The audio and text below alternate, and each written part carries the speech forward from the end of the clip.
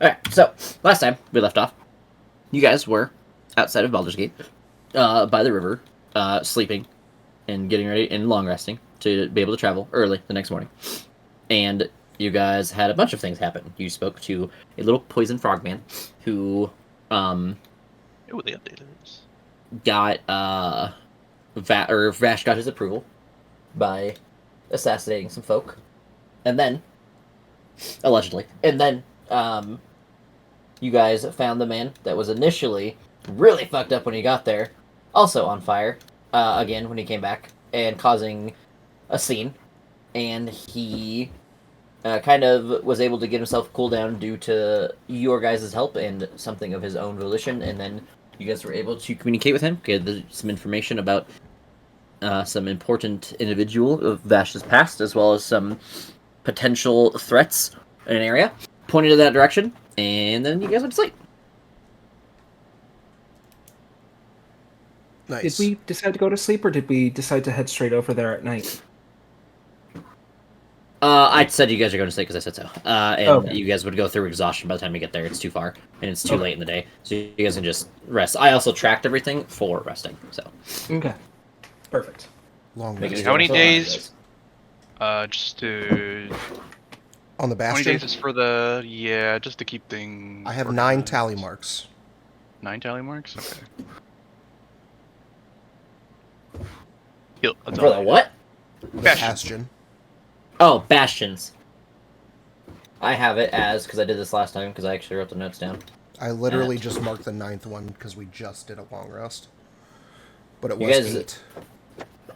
You guys are at 8, Nash is at 7, because last time when we got off, I marked it up before you guys even rested. I'm gonna have to go back to videos and double check and review, because that's, yeah, we seem to have a miscount. The tick goes up after the long rest. You guys are doing that, right? Yeah, that's why I just ticked it up, because we just rested. Did you tick it up last time too? Is that maybe what happened? Because I remember going through all your guys' and moving it up by 1 when, like, before I got off, and that's why I'm saying you guys are resting, is because I did all this, and there's other things I did too, but those things don't matter to you guys. Every time we take a long rest or, yes. When we're traveling, it's when we move, like, when we decide to move a square, I add a tick mark. And then when we're not traveling, when we say we long rest, I click the button on my character sheet, and then I put a tally mark in the list. So, maybe I did add an extra one somewhere. I don't know. We can verify through the video. Yeah, we're gonna have to go double check, because I have 1 less. Nash is at 7, the rest of you are at 8 for me. But, anyways, you guys wake up the next day. Before we take off, I gotta check something. And I want to head back to the medical tent.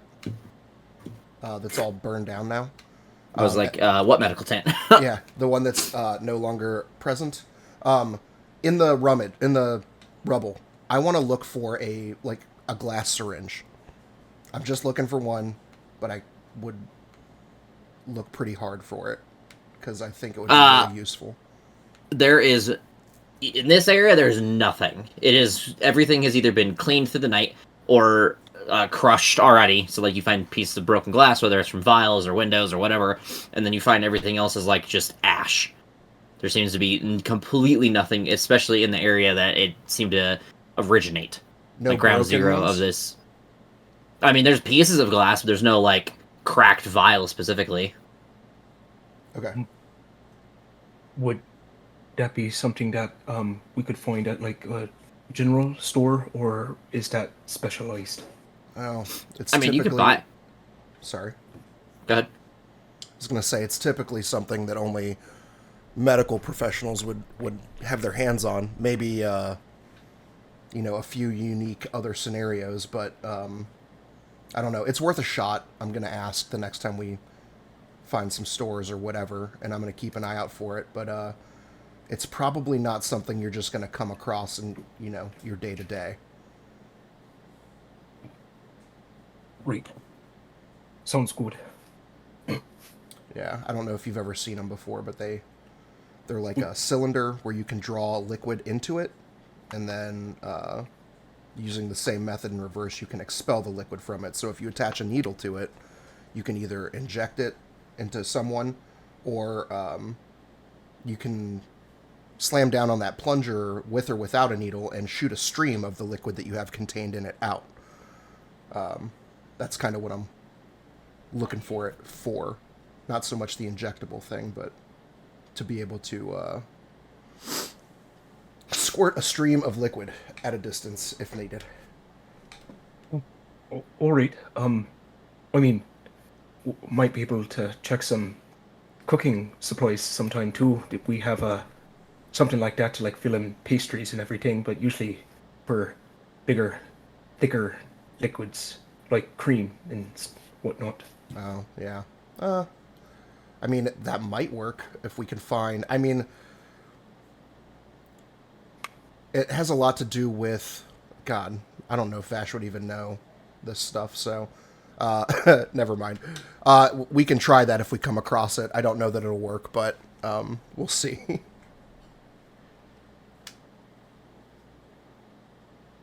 So yeah, sorry, didn't find anything. We can go now if we want.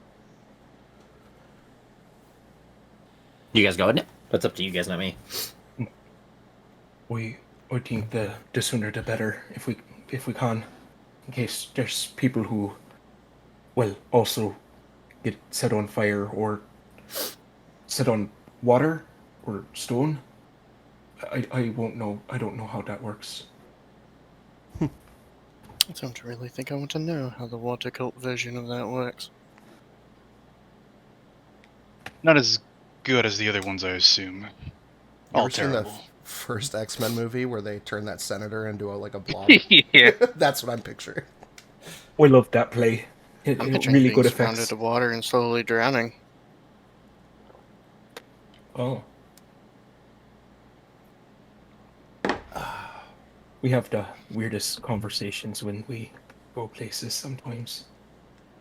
I believe that's every place we All go times.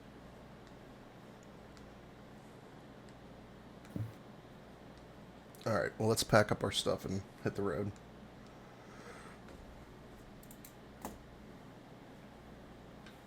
We head off! All right. So, as you guys head off in the direction that you're pointed in, it takes some time, but you do, with Vash's knowledge of Thieves' Cant, do find a couple of marks and carvings that are not words. They're just kind of like weird little marks for all of us that I'm sure have played Skyrim.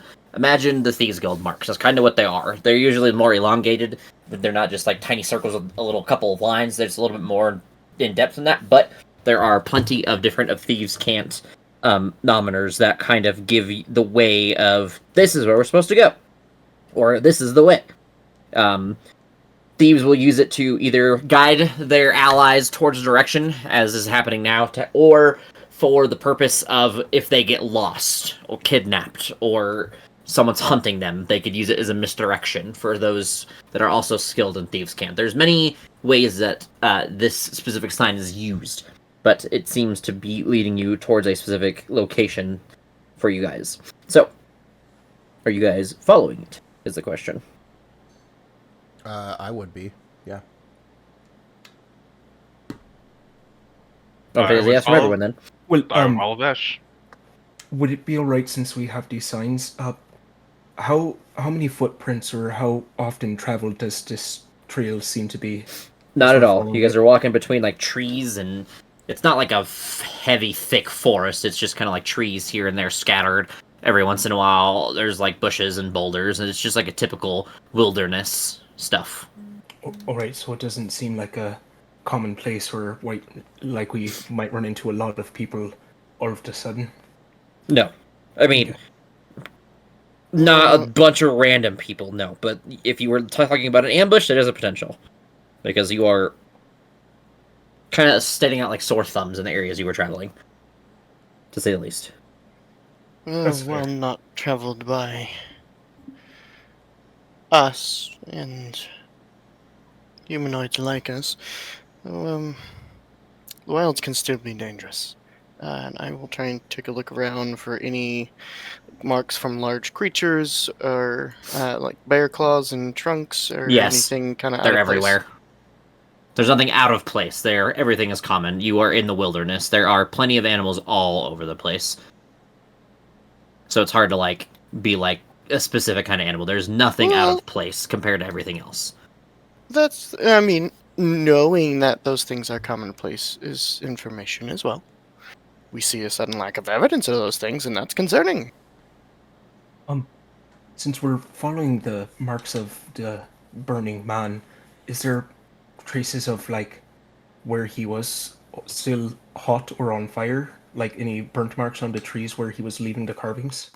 Nope. You don't see anything that seems to be a mark of ignition or ash. So whatever he came from, either it was repaired, which is an incredible feat, if that was the case, considering what you guys saw, or he did not combust quite yet in this area.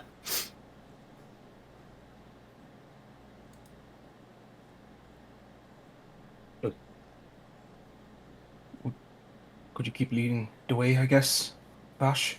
Oh yeah, let's go. So, give me a second. I have a long thing here, and I'm just gonna. Hey, keep that to yourself. Here we go.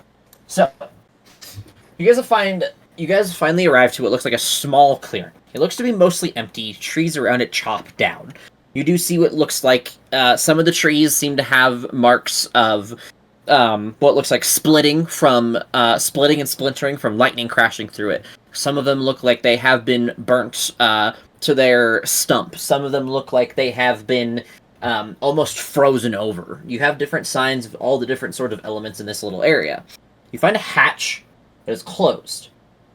Give me a second, because I did not write my notes very well. It is all compressed.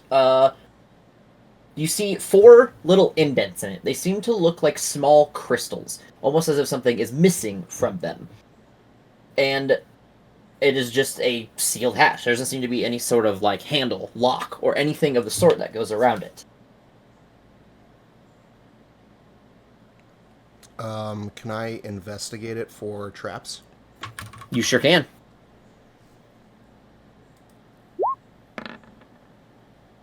A 17.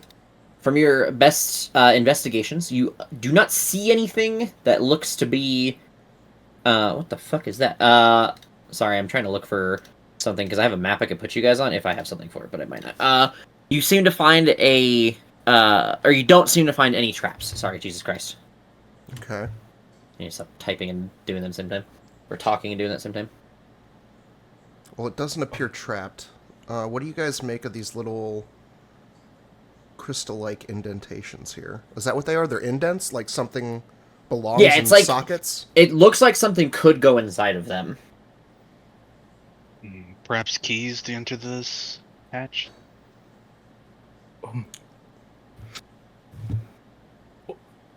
Can I lift the hatch? Is it locked? No. Or yes. And no. No, you can't lift it. Yes, it is locked. Okay. It doesn't even have, like, handholds. It is just, like, a flat hatch on the ground. Like, it doesn't stick up. There's no handholds. There's no, like, I forget what that thing is called. Like, there's no, like, lifter thingy. There's nothing on there. It seems to be just, like, a stone plate, almost.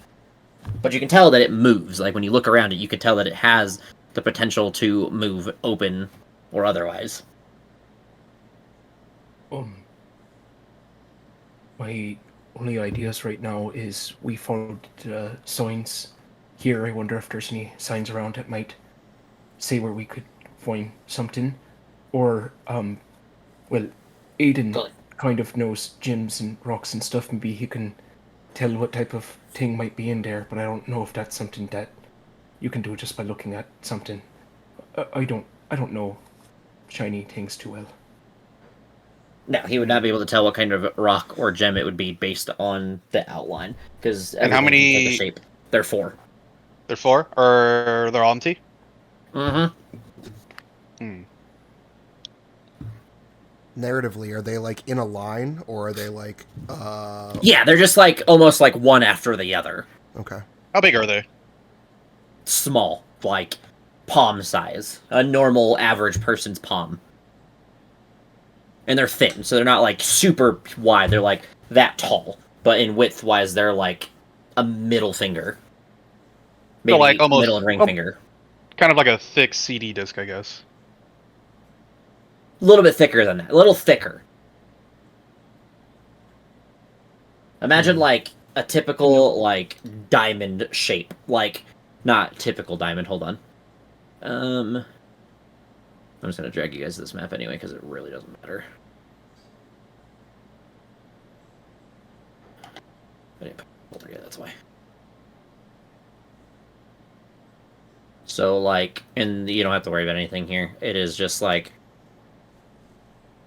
that, except prettier. Okay. That's the hatch or the indentation in the lid? That's the indentations. They're smaller. This is not this big. Right. Can I do a perception check of the general area to see if I see anything of that shape? Oops. I cannot draw. It'd be something like this, but a lot prettier.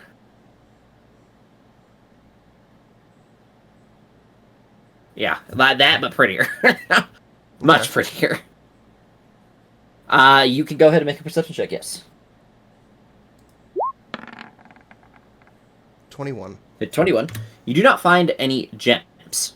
But you do find at the base of 4 different trees, as you kind of look through the area, that seem to be perfectly aligned in a almost like cross or plus sign with this hatch. There are 4 stone, like...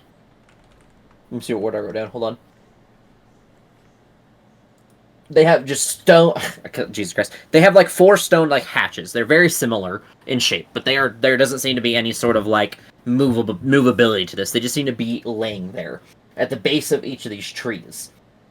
Each stone has a different shape inside of it, or representing it. So the first one...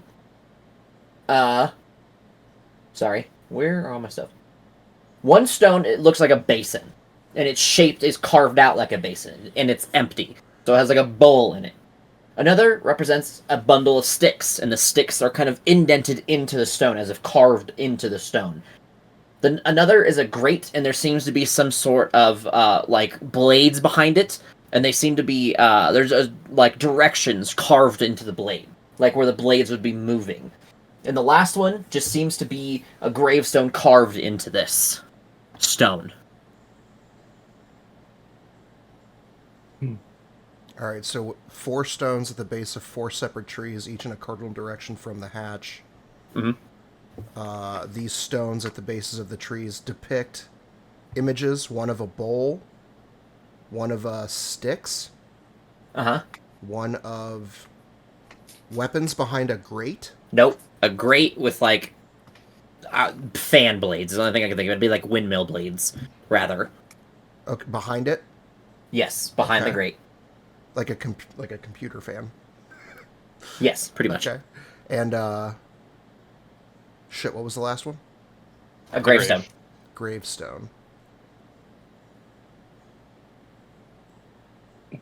And these individual stones, they're not the right shape to go in the hatch? Or No, are they're they? big. Okay, okay. They're like the same size as the base of each of these trees. Perhaps each of the 4 represents each of the different cults. That's what we was thinking. The basin, maybe we can fill with water. Fire for the sticks.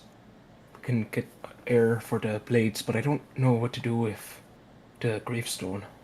I mean, people are usually buried in dirt, are they not? That's a fair idea. What does everyone else think? That's pretty smart, fellas. So, all right. I'm trying to get a layout here. Okay. So on the actual hatch, the 4 indentations are in a line, not like north, south, east, west. Yes, they're just like in a straight line. Huh. Well, I don't know what order these are supposed to go in, though. Maybe we just put a little bit of each element in each indentation? Should we do it all at once? Or take So, time. just to another do each description one. so you guys get it. The stones, those symbols and shapes are carved into the stone. I Like that believe stone with the basin is like a carved out bowl. The one with the sticks is not just like drawings; it is like fully carved out. Looks like the shape of sticks, like you would be doing in building as a bundle into like a campfire. The pretty much the grate with the windmill blades are carved deeply into it, so it actually looks like one is behind the other. And the gravestone is deeply carved into the stone. It is not like just a small painting or a tiny little carving. It is like a deep carving. So like the basin is like a bowl, like a full bowl dug into a large stone. This large square stone at the base of these trees. I believe after we solve each of these little riddles, it'll give us the required key to enter the hatch. Oh, so we don't do it on the hatch. We do it on the little stones here. So, can I go to the bowl, take out my canteen, water flask, whatever the fuck I've got here. It's in my inventory somewhere. And water skin. And dump a little bit of water in that bowl and see what happens. You dump a little bit in there, and you see that the edge of the bowl begins to glow, but it does not see. But it only glows to the height of what the water is filled. Okay. Can I check this? Can I check the center, see if it changed at all? The center one, no, it has not changed yet. Okay. Okay, now that I see that it's changing color, I will fill it to the top. How much water do you have for that? Like, I don't know, a water skin. I don't think anyone's ever asked this question, but I want to look it up.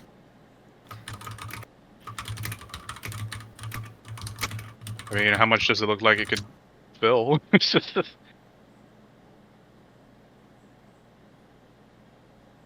water skin holds 4 pints of liquid, so it seems to fill about halfway after you pour your full water skin in there.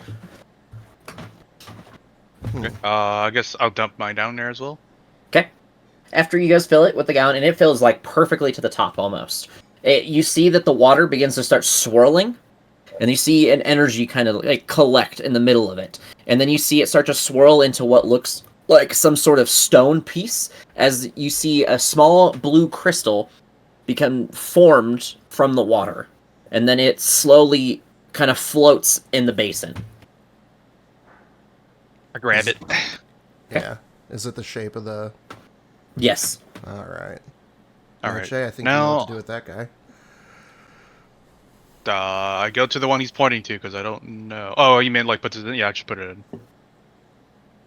Which one do you put it in? That's a good question. And these are all like equal shaped, right? Yep, they're all the same exact shape. There's nothing that seems to differentiate or give hints about how to open it. Or the order to put it in. I just put it in randomly. Let's do a D4. Why not? The one to the utmost right. So I'm just gonna. Again, this is just a representation. Ignore how bad my drawings are. Yeah, So this that's would what they be... look like. Imagine the square is like surrounding around it. Yeah, I would do it on this one. Okay. Okay. Let's get the rest of these, I guess. And I will go over to the one that looks like... well, Noche, do you have Fireball? I have fire bolts. That's but what I meant, Firebolt. Unless you want me to burn the whole forest down. I mean, I can produce a flame with Druidcraft. So I can... Go to Tinderbox and a torch. Maybe we could just lay that on there. Well... worth a try. Or I'll light up a torch and lay it where the bundle of sticks are. Okay. Seems to just be sitting there. It didn't do the thing. All right. Were So the- it's... Sorry, Are go ahead. the sticks actually... Sorry. Are the sticks actually sticks, or is it just carvings of sticks? It is a carvings of sticks. It's like carved out like a bundle of sticks. There's Okay, like can I small try- like gaps and such in there. Can I try using his torch to like light each of the sticks? See if it does anything? You sure can. You kind of jab the stone with it, nothing happens. Let's put some Perhaps we actual need- wood in there. Yes. Okay. I guess we take the time to gather some actual like bundles of sticks and try to light them up and put them into this thing. Okay, so after you guys collect some sticks and you guys take some time to put them in these slots and then you light the fire, does the same thing. You see as the fire begins to burn bright and hot and it kind of like flares upward, and then you see as the ash begins to like filter out of the little stone as the fire begins to do the same thing as the water, where it kind of swirls towards the center of the sticks of this carving of sticks, and in it is formed a little red, it's orange actually, crystal. I take like a double handful of just dirt, like earth, and put it in there. In the fire one? And one of the empty ones? The Which one? gravestone one? Hmm? The gravestone one? Are you trying to bury that one? No, never mind. I misunderstood something. No, we got the You're crystals on the from right the fire track. one. We saw the fire one. We just have 2 left. Yeah, I'm trying to just put earth in one of the empty ones. Yeah, and the 2 empty Ooh. ones right now are carvings. So one is a gravestone carved, and the other one is a carving wait. of like a grate with windmill blades behind it. I think he's saying he, with the 4 diamonds on the door, he's putting dirt in one of the diamond holes to see if that works. Is that correct? Nope. I cover the gravestone with it. Okay, so as you kind of take some dirt and you fill it with the gravestone, it seems to like solidify into more stone as it kind of fills out these gaps, and you see the magic kind of course through it, and then you see it kind of crushes and turns into this little stone ball as it kind of crushes into the small brown and gray shape that is just a small crystal. And then I lift my mask and blow on the windmill. Nope. Okay. I don't know how to create. Hell, it's great wind. That's all I got. I knew someone was gonna try that one. Don't worry. I have a spell that can do it. That's all I got for you. I knew people were gonna be like, I want to blow on it. Like, I'm sure you do. Nail on buddy. it.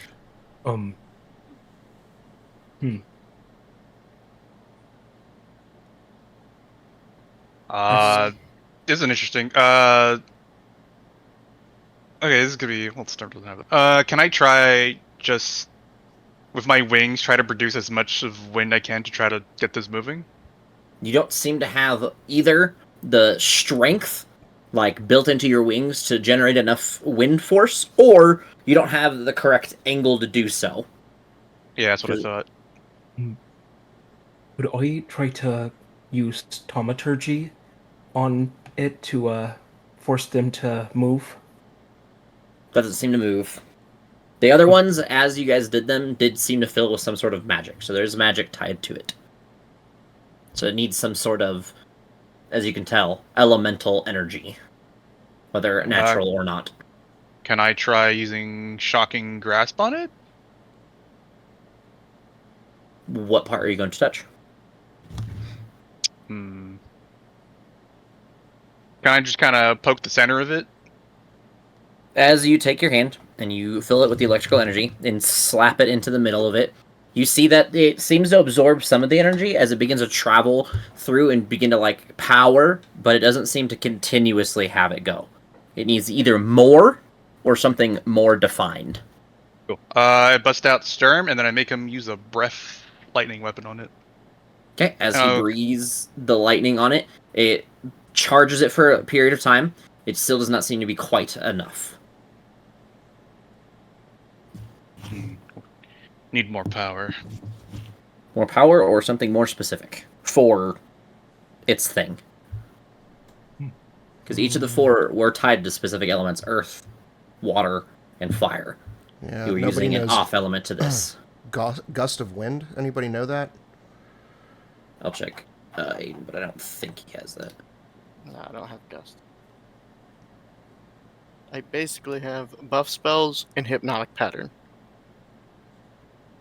Spiels. What if I cast Longstrider on myself and run really fast around it? I don't. If Noche's wings weren't strong enough, that's not going to be strong enough, I promise. I appreciate the idea. They were not a Bastard hamster. fuck boy. I was thinking more like the cartoons where they like run in a circle and make a tornado. Oh.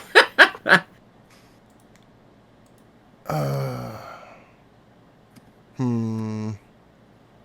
need some sort of air or wind magic. What about like, Let me I know it's not a gust of wind, but like fog cloud or something. Something wind associate adjacent. I have shield, tech magic, blur, invisibility, misty step, hypnotic pattern, major image, and fly. Oh. Fly might work. Yeah, but I only have 2 spell slots, so I'd rather operate Right. off of something that's not a might work. Yeah. Hold on. I might have an idea. Any other caster had to try it. We could try to hit it with my axe. It does like booming thunder, and maybe Well, here's the funny thing. I do have Gust of Wind, but it's not one of my prepared spells for today. Wow. I will allow you this time, only this time, to trade out a spell for today. But it is stuck for the day, whatever you trade out. Okay. I'll trade out something. Also, campaign 4 elements. Maybe having more elemental ideas is good for the future. Heads up.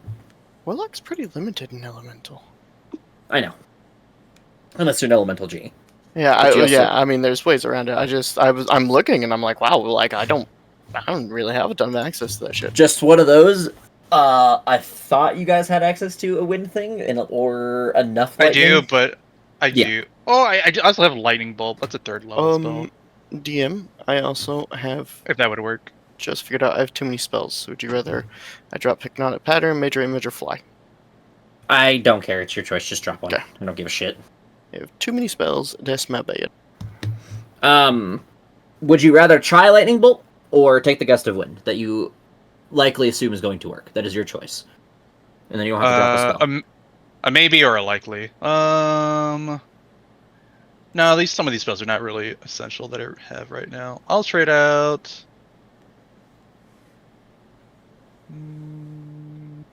Fuck it. We'll do Dragon's Breath, and I'll switch it out for Gust of Wind. And there's a 2nd level, correct? If I'm not Yes. dumb. Yeah. So, I'm assuming you're just going to immediately cast it on there after the discussion. Yeah. You guys have tried, and you guys, oh, wait, I have this spell.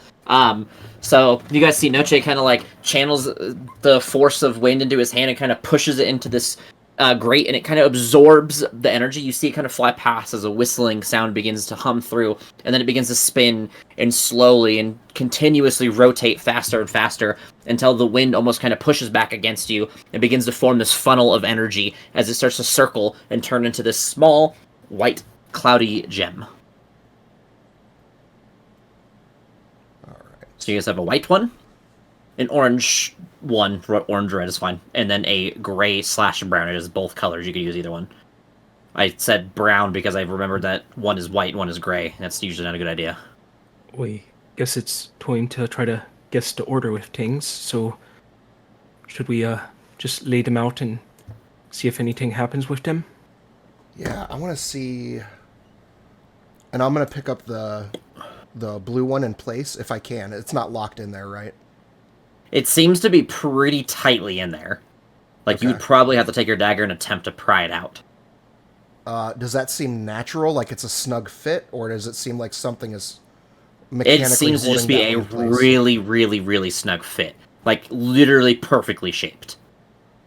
And they're all the same shape, though. Yes, they are all the same exact shape and size. Okay.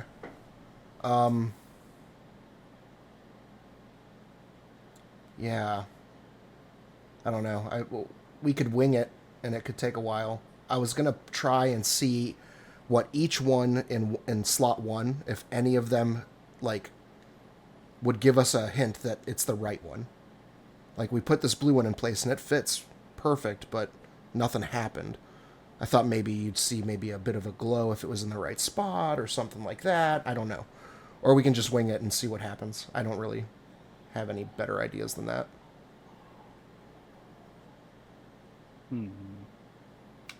I touch the water gem. You touch it. Nothing happens. Doesn't light Nope. up. Nope.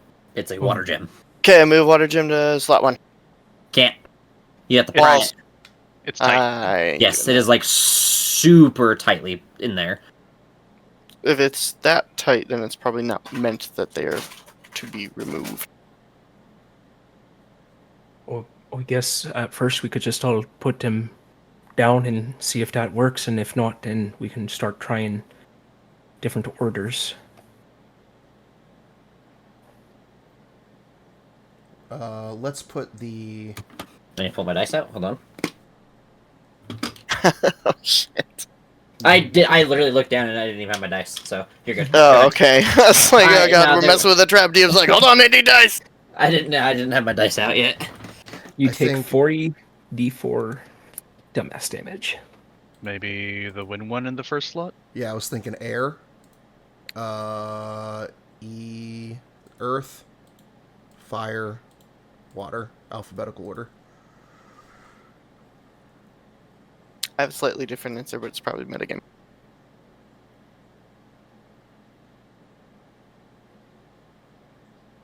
So, try alphabetical first. Okay, air first. So it's the same thing. It kind of just slaps in there, and then it's like very tight. Like pulling on it doesn't work. Seems to be stuck in there. Fire's third. Yep. Does the same exact thing. And that is neither the correct. Well, the gray one is correct, but the blood on top is not correct. But you put that last one in, and as it slots in, for a second, nothing happens, and then you see each gem begins to light and glow, and then you see as there's almost like a line of energy that travels through them, and then it shifts to the outside of the hatch, and then the outside of the hatch glows in a color, and then you see it like shift, and you hear almost like a loud clunking noise as something seems to unlock, and the hatch pushes upward. And then you see underneath it a small little hook. And by the way, Vash was correct. It was alphabetical order. Oh, well, obviously, what a 'cause- lucky shot. Woo! But my answer, only because DM said he took inspiration from it, was water, earth, wind, or water, earth, fire, and wind, because that is the order that the intro of Avatar is. Oh, no. That's funny, but no. All of this I love stuff, that play.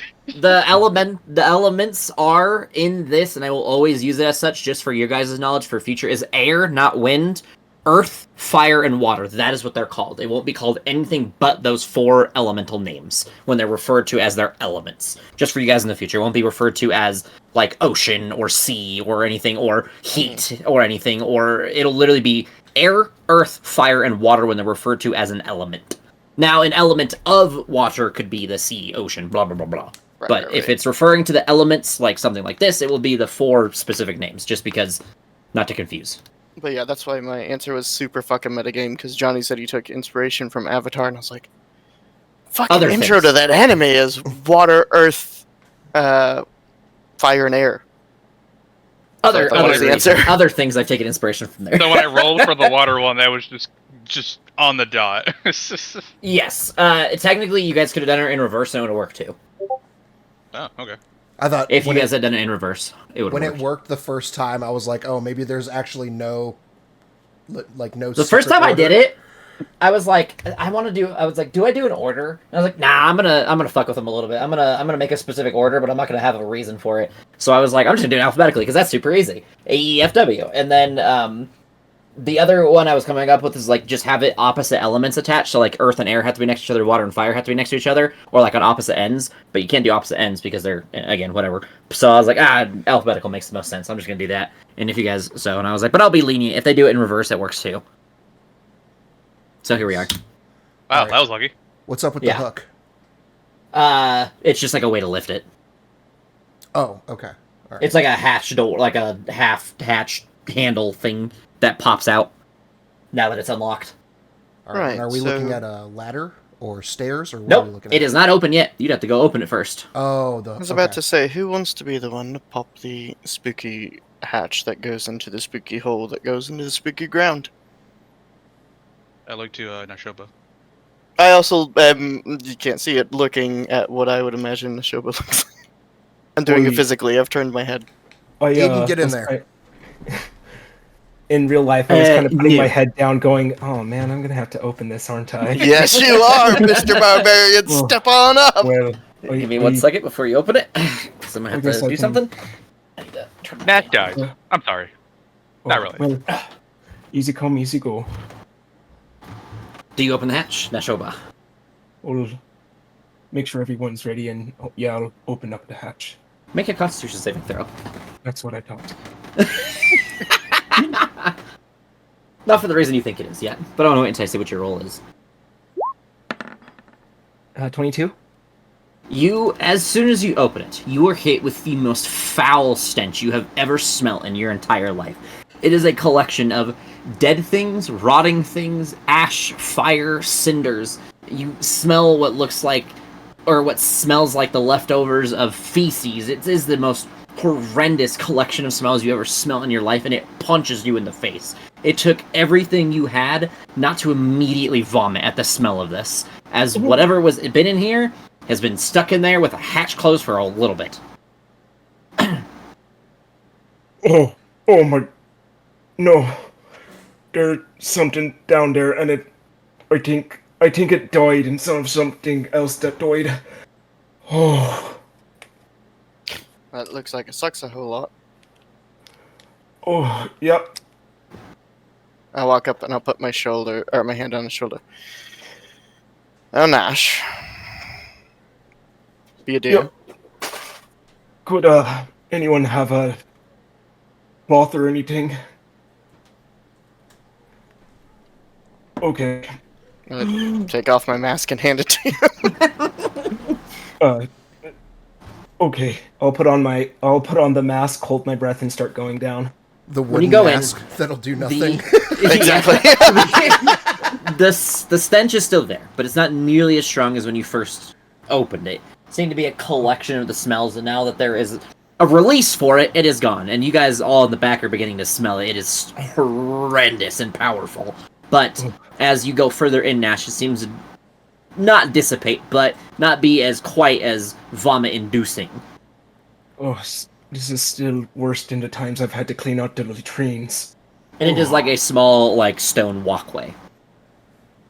I'll go down after him, making absolutely zero faces, because I do not need to breathe. I'll be third. I'll go next, and then Aiden will be last. That's what he usually likes to be. So, as you guys kind of walk, it takes some... Go ahead. Is there any form of light, or can we have Aiden Nope. cast light on my axe? You guys have to cast light. Or have a light.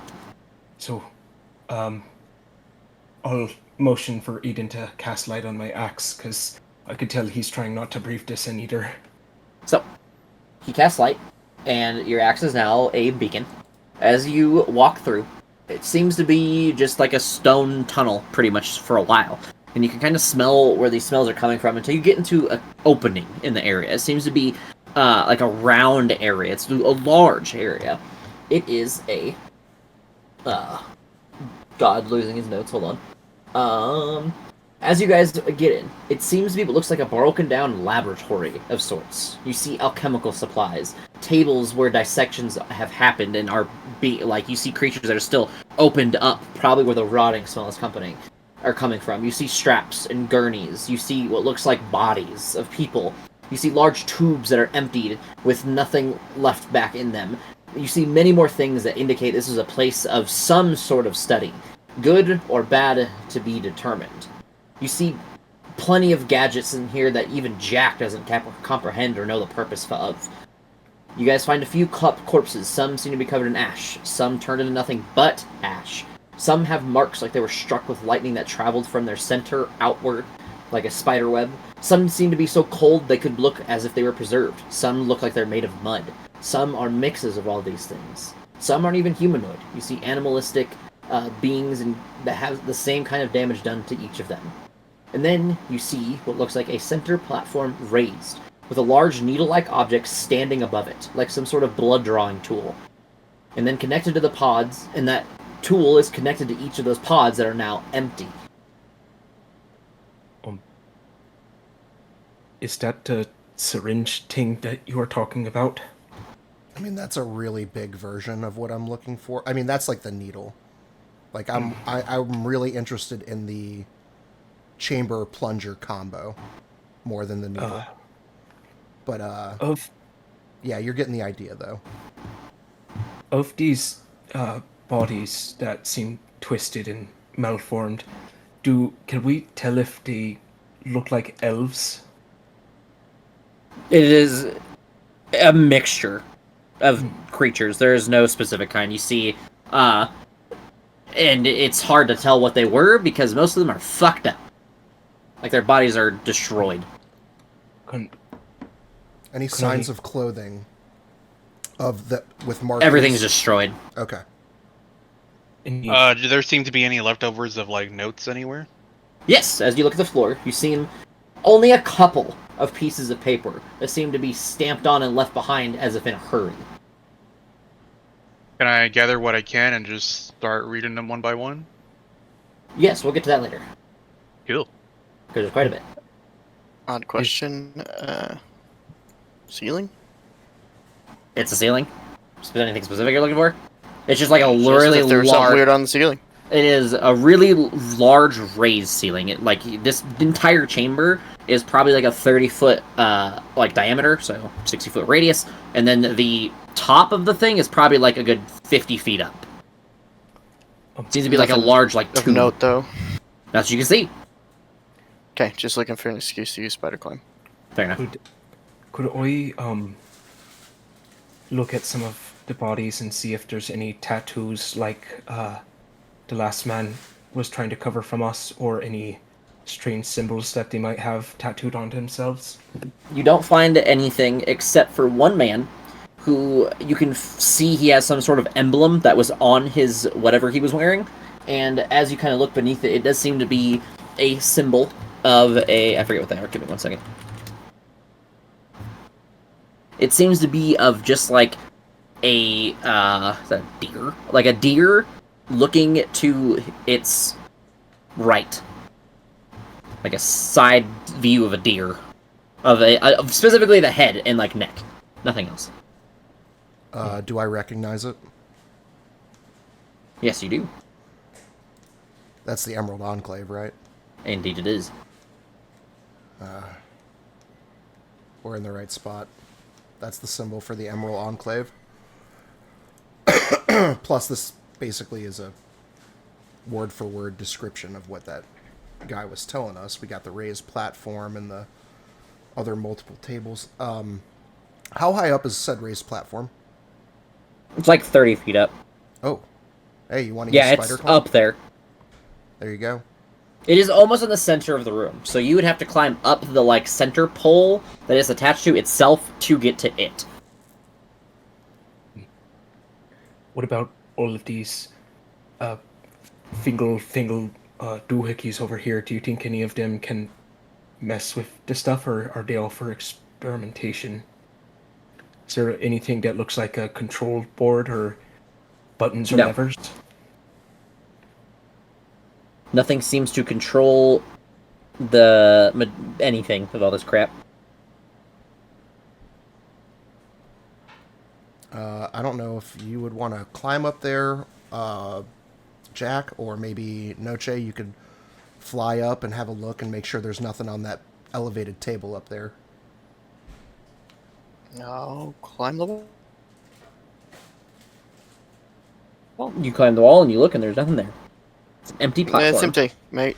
But its straps seem to be completely unharmed versus like the other ones. Seems to be in perfect condition, and whatever was on this platform, there's no outline of it.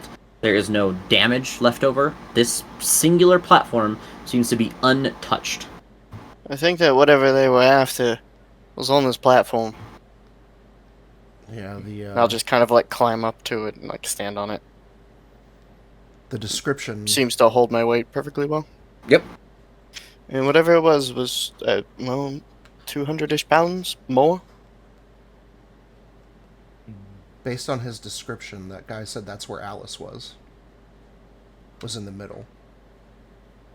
Above the rest of Well, them. if it's any consolation to you, this is the least damaged thing in this room. Actually, it's in perfect condition.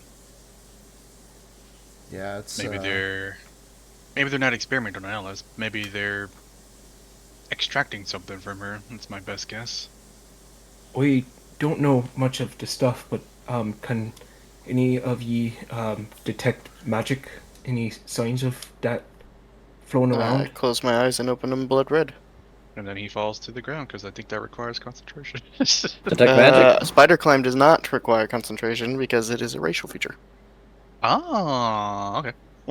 So, you cast Detect Magic, and you are flooded by the visions of all sorts of kinds of magic, because it's fucking magic.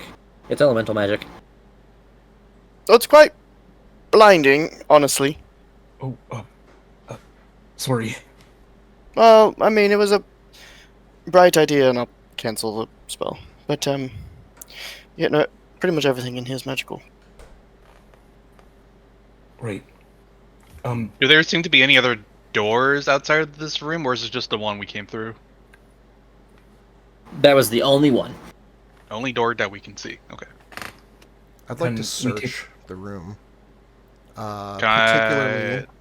Sorry, if I didn't mean to cut you off if I did. I was... Oh no, I was gonna say if I could just help him since we're all here, I guess. Sure, go ahead. Investigation, perception, what do you want? If you're looking around perception. I'm looking with him, so I'll give Nash... No, not Nash. Vash advantage. Okay. Alright. I'll climb back down. I almost rolled persuasion. 28. Thank you for the help. You seem to have found everything that was of importance in this area. Okay. I specifically would like to look for a syringe and or it looks like they were doing surgical experiments, so maybe there's a knife or a dagger of some sort that might be viable for combat? Nope, everything seems to be missing out of this place. Okay, so never mind. Seems to be empty outside of the couple of pieces of paper that you have found. The Wait, syringe thought you is said going to be there this was- campaign's snake. I swear to God. This is a bit of a There's- terrifying okay. thought, but what? Just Sorry. a heads up. There, again, descriptions. It is a narrative thing. Everything in here is of no use. I don't want you guys to get caught on any of that shit. Yes, there's alchemicals. There's like alchemy supply looking things like bottles and flasks and stuff, but all of it is like broken down, fucked up from usage. It's all just meant to be a narrative description of what the area is, so you guys understand what this place was for. And it's been sealed off and abandoned for what appears to be a long time. Maybe not a long time, because the bodies are not incredibly rotted. Okay. Just enough where everything has started decomposing and the smell is bad. Probably because it was collected inside of a pretty much stone tube and covered with hatch. Is this room a dead end? From Yes, the tunnel there's we no- came from? Yes, there's no other entrances or exits except for the one that you have found. Can Perhaps I, Even with your 28 perception check, you have not found anything. Go ahead, Nash. I was gonna see if I could do an investigation to see if there might be any hidden doors or any components that might hide against the walls. I would already say that Okay. Vash's 28 would be included in that. Okay, wasn't sure if that counted. Sorry. Perhaps we should make sure these bodies stay dead. I know the Black Earth likes to experiment with the undead, so... I was going to ask if we could do that, but I also think it might be good if we report this to the Altissimum Oculus first and see if they are okay if we do that or if they need this preserved for any reason. Once we're a good distance away from this facility, I'll send a message because I don't know if there's anything blocking any sort of divinations in and out of this room. If that's fair. Of course. But if they're fine with us destroying, or, well, putting these bodies to rest, I'd appreciate it. It's a rather dark thought. But I wonder if they knew that we were coming. The damage wasn't exactly ancient. Well, also, the guy that we talked to didn't say anything about residue like this. He said it was just him and four other people and a girl in the middle. It makes me wonder how long he's escaped, or if there was more to his story than he told. Well, he was in rather of a daze, so I don't think he knew. I think what he knew was all he knew. Well, we've come all this way, and we found this place. It seems like the only thing of note in this place are the papers that Noche found. So, I guess let's have a look at those. And right as you guys are getting ready to investigate, you begin to hear what sounds like rumbling from outside. I think something knows we're here. Time to prepare yourself. The hatch door might be closing. We should hurry. Oh, let's get out of here. Great. And then give me a second. We see a Trask outside. Yep, sure do. An army of bullets burst through the wall. Holy shit. We can fight an army of bullets. Did it once, do it again. Yeah, we fought the kaiju of bullets just not too long ago. Oh, you think that's a kaiju? You're in for a fucking... Wait until you meet Ogremok. He is the battle map. Ogremok is the planet. That's not a joke. Ogremok is the battle map. Oh no. That sounds amazing. Okay, we gotta crash the moon into him. Got it. Okay, so go ahead and drag yourselves like here. Please don't kill the god that I worship. I think he meant the mountain Ogremok, not the your god. What? There isn't a god in Ogremok. You said throw the moon at it, and that's kind of who Nash prays. Oh, prays I to. thought you meant the wolf god guy. That's Malar. Yeah, I was mixing up the names. I was mixing up the other thing.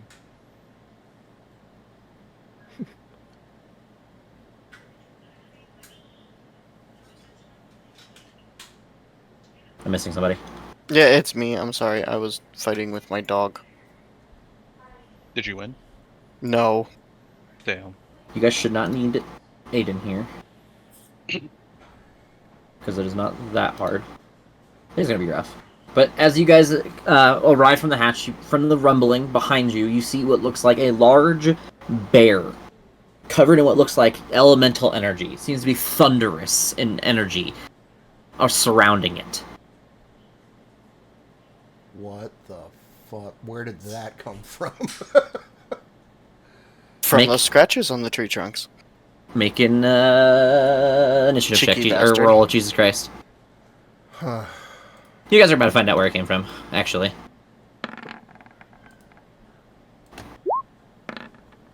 Step lock, where are you? Let's go, not less. No, not bad.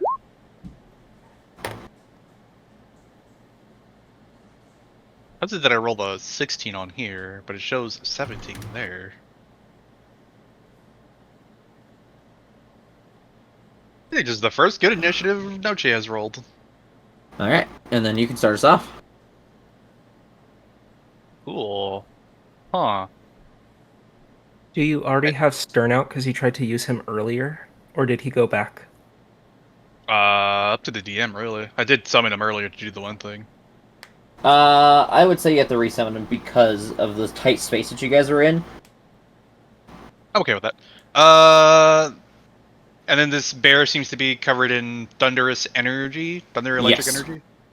Okay. It is thunderous energy. I know it shows. It is like cascading like electrical thunderous energy, but I know it shows like blue, and that's typically like lightning, but it is a different kind of energy that it like radiates off. I'm gonna check one thing, but yeah, I'll start off by summoning out Sturm. Okay. He gets one free action point when he's summoned. All of them, like 6. Yes, I think it should be it's 6. Yeah, temp HP based on my level. And then I think he has...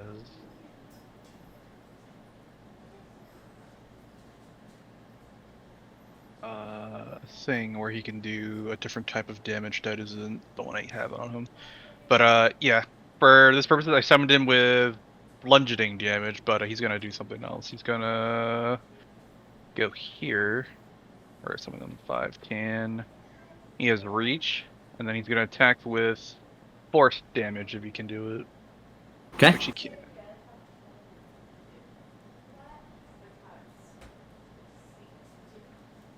Natural 20. I was gonna dump everything into that. Okay. Anyway, so shoot, how do I map this? It's usually a 1d6. But I was gonna upcast it. So an extra 12 damage?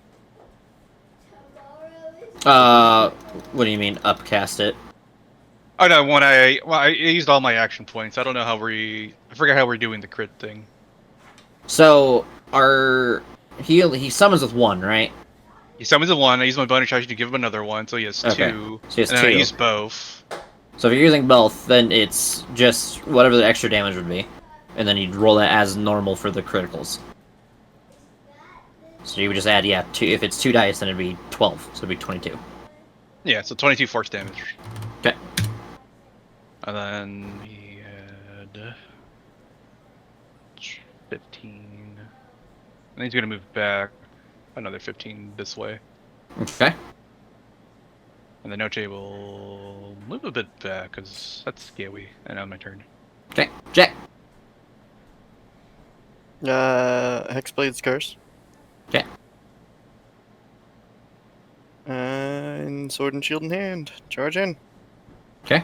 Take my first swing.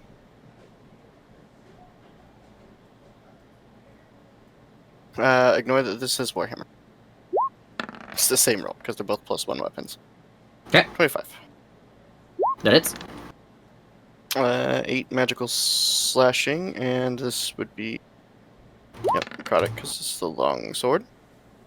Okay. Swing again. It says 2-hand, it's all still the same roll. Okay.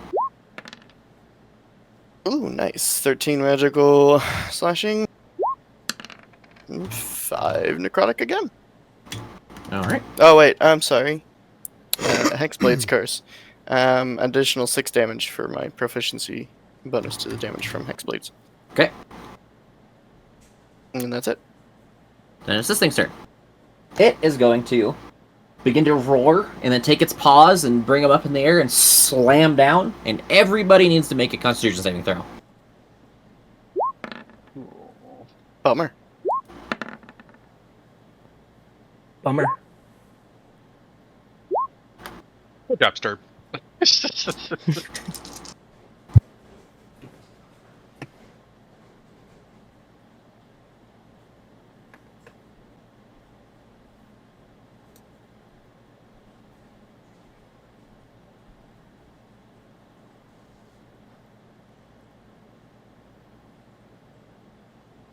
So, it is 31 thunder damage, and...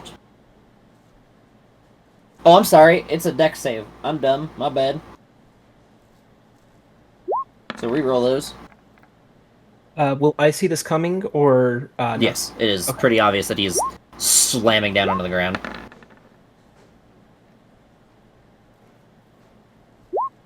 Not that great. I think everyone's gonna fail. Except for Vash. Everyone fails except for Vash. 31 lightning, you said? Thunder. Thunder. Is it half And, damage if you pass? yes, half to Vash. Specifically. 31, so 16? 16. Yep, and then Nash, it's your turn. Because actually he will move here, and then in his turn. Alright, we will go into a rage. Okay. So I'll get the 4 temporary hit points. And I am going to throw the short poof longsword on him. Okay.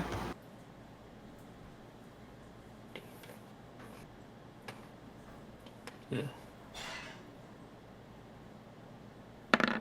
That's not it.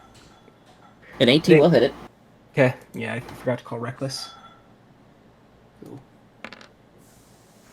So, as you slash into the creature, it does not seem to do any extra damage as it seems to have its own natural armor. Okay. Does the regular slashing still go through, or does he? Yes, it sure does. Okay. And then I need you to make a Constitution saving throw. Awesome. 13. You're gonna fail, and you're gonna take 16 thunder damage as you slap your Stark-Tooth longsword into it and kind of cut across its fur. You see it begin to charge some energy and kind of burst it back out at you. Okay. And you said 16 thunder? 16 thunder.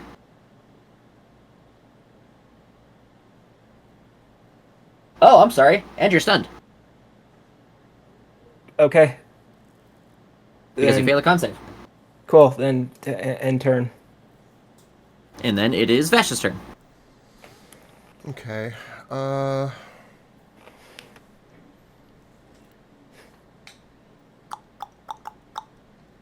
Let's do...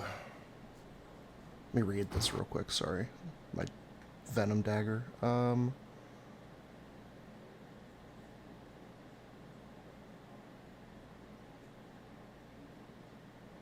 yeah, that's not worth. Okay. I'll just dagger with the Psychic Daggers. Okay. Make sure I have this clicked right. Yeah, alright. 23 to hit. Yep, that'll hit it. Alright, let me check this real quick. My cunning... what are they called? Cunning strikes? Mhm.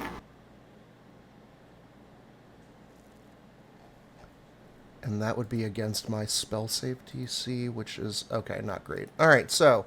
yeah, we'll just do full sneak attack damage plus whatever I roll here. So... 6 psychic plus 8 psychic. Okay. 14. Takes 14 damage. And then bonus action, cunning action attack. I'll do it again. Oh, that's advantage. Sorry. Roll that again because of Vex. So 19 That'll to hit. hit. 8 more psychic. Alrighty, takes 8 psychic, and And move, and that's it. it is bloodied. There it is. It's different on this one. Noche, your turn. Bloodied. I got spells. See, I can search it in this one too.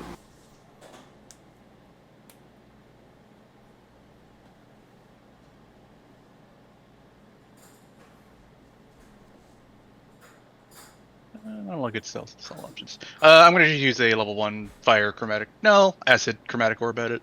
Okay, good.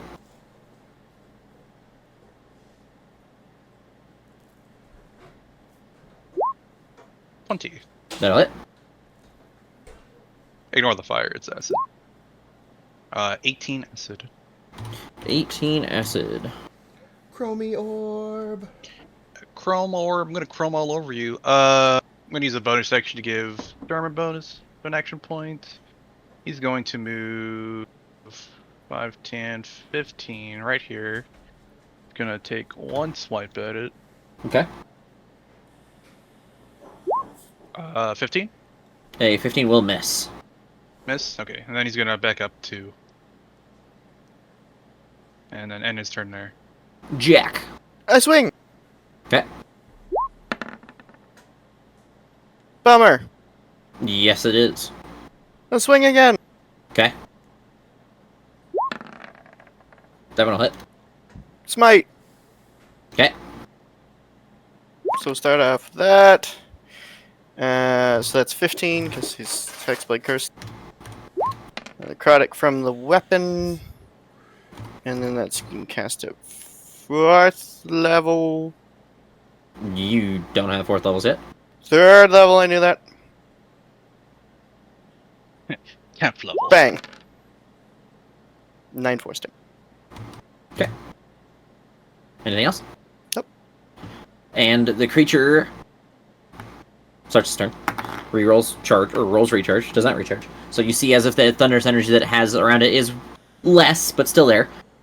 But you still see the coursing energy begin to kind of go through its fur as it did when Nash struck him, and then it's going to try to attack Nash twice.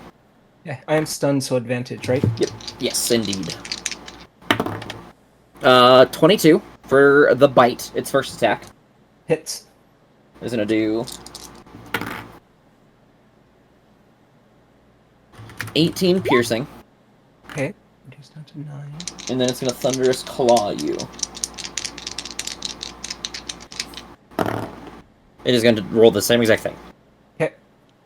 It's going to be damage. The bludgeoning damage is 8.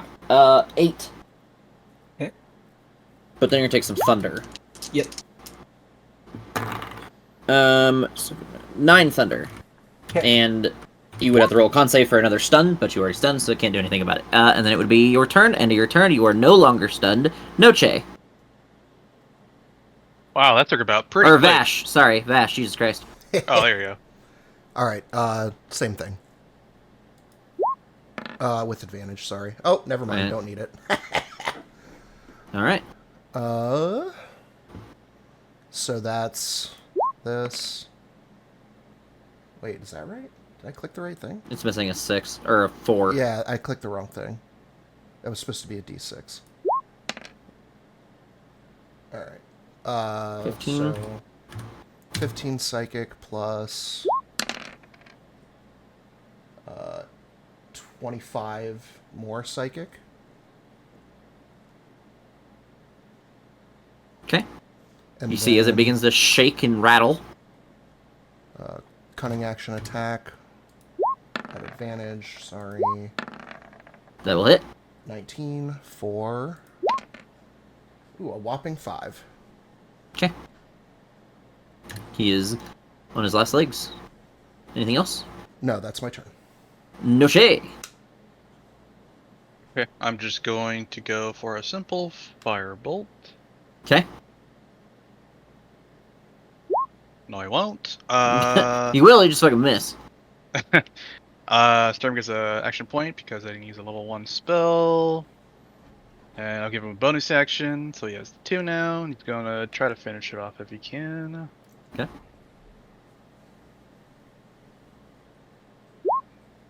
22. That'll hit.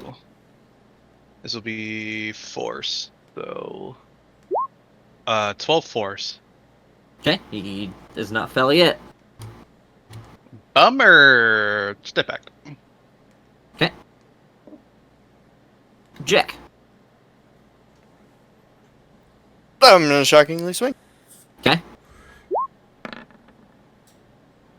That'll hit. He also needs you to make a Constitution saving throw. Okay. 14 and 4. Okay. 19. You take 11 thunder. Okay. And then it dies. Cool.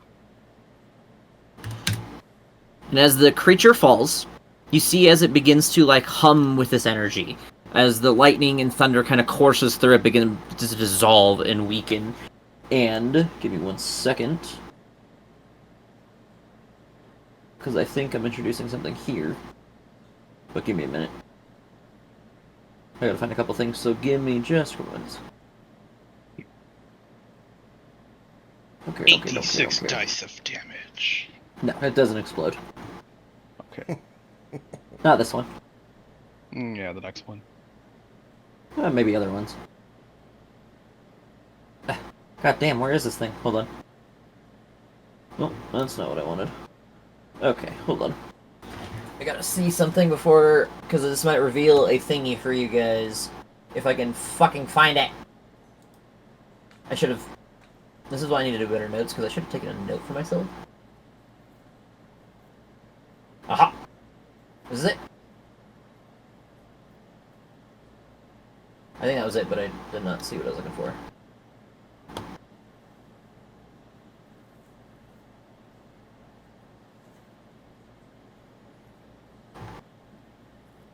Ah, okay. Water. Give me 1 second. It is a... You see, as the creature, kind of like glows with this energy. You see that the energy seems to kind of glow and kind of focus into a specific spot on the bear's body. It seems to be inside of it, whatever it is. You guys see that? Let's, Mm, you want to cut it open? not really, but I want to Well, cut it open. I can I'm help going out to with back that. up and pop me one of these, and I'll drink a greater. I'm gonna just shake off what happened there. The fuck? That's a pretty was- good greater healing That potion. is not a greater. Nope, that's bestial vitality. Oh yeah, What a the minute. fuck? Yeah. Oh, he uses... Oh, we just rolled at the same time. I thought because I was like, I clicked on 4d4, and then I saw you rolled, and I was like, what the fuck happened? Yeah, I was about to say the same thing. No, that's after a minute of his thing going off. So, Vash, you're just cutting into it, like where the energy seems to be concentrating. Yeah, I want to take a surgical approach and, you know, slowly, layer by layer, try to get to whatever that glowing object is inside the bear. I've skinned a few bears in my time. Do you want me to try to help out if I can do so? I'm always down to have an extra set of hands. Would survival or nature allow me to help out with carving open the bear? No, because this is not either one of those. Okay. You are going to make an Arcana check, Mr. Vash. Oh, great. Because as you begin to carve into the beast, carving enough is easy. But then you see the center of electrical energy is where you grow confused. This is one of those, like, you don't know if you fail. It's based on what you roll. So if you want to add, you can add to this. I can't, because I'm not proficient in it, and you can only knack things that you're proficient in. I did not know that. So, you kind of carve into the beast, but the electrical energy kind of surges and pushes you back. Ugh! Fuck. Ow. Well, it doesn't like me doing that. Oh. Can I want to try something weird. Be my guest. Me and Storm are going to communicate for a little bit telepathically, and then I'm going to have him step up and try to absorb some of that energy. No. Damn.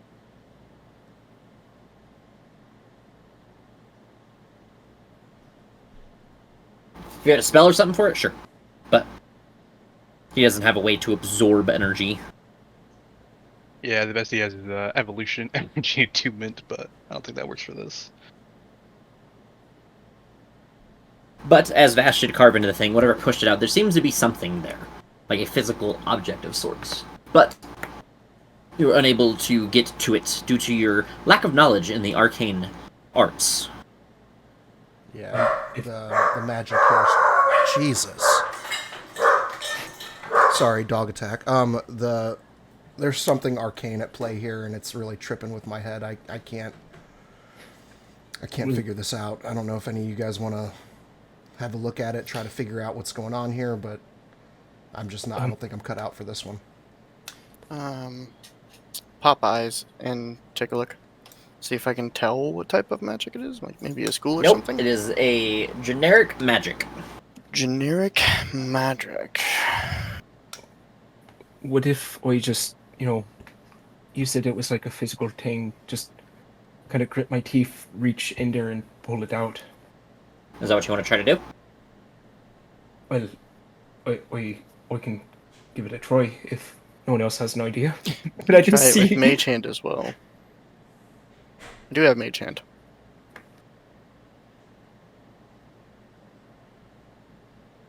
If we want to try that, it may not. It probably won't work, but we should try that before we allow the barbarian to touch something.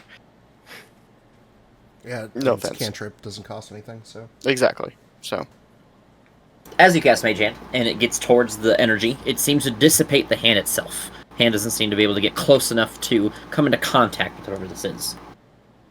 yeah, I figured it wouldn't work, but you gotta shoot the shot. Yep. Yes, you do. All right. Tell her to try. I want to try one thing and then I'll try to force it on out of there. I'd like to expend a rage charge and try to do a perception check to see if I can smell anything off or different about this than I would usually smell. If there's anything that I could recognize from anywhere, or just anything that would be different with the smell of this. The best thing I can give you is you don't even have to roll for it, is it smells like rain. Well, then here I go. I'll use that raid charge and kind of shove a claw in there and try to grasp it and rip it out. Go ahead and make an athletics check. Okay.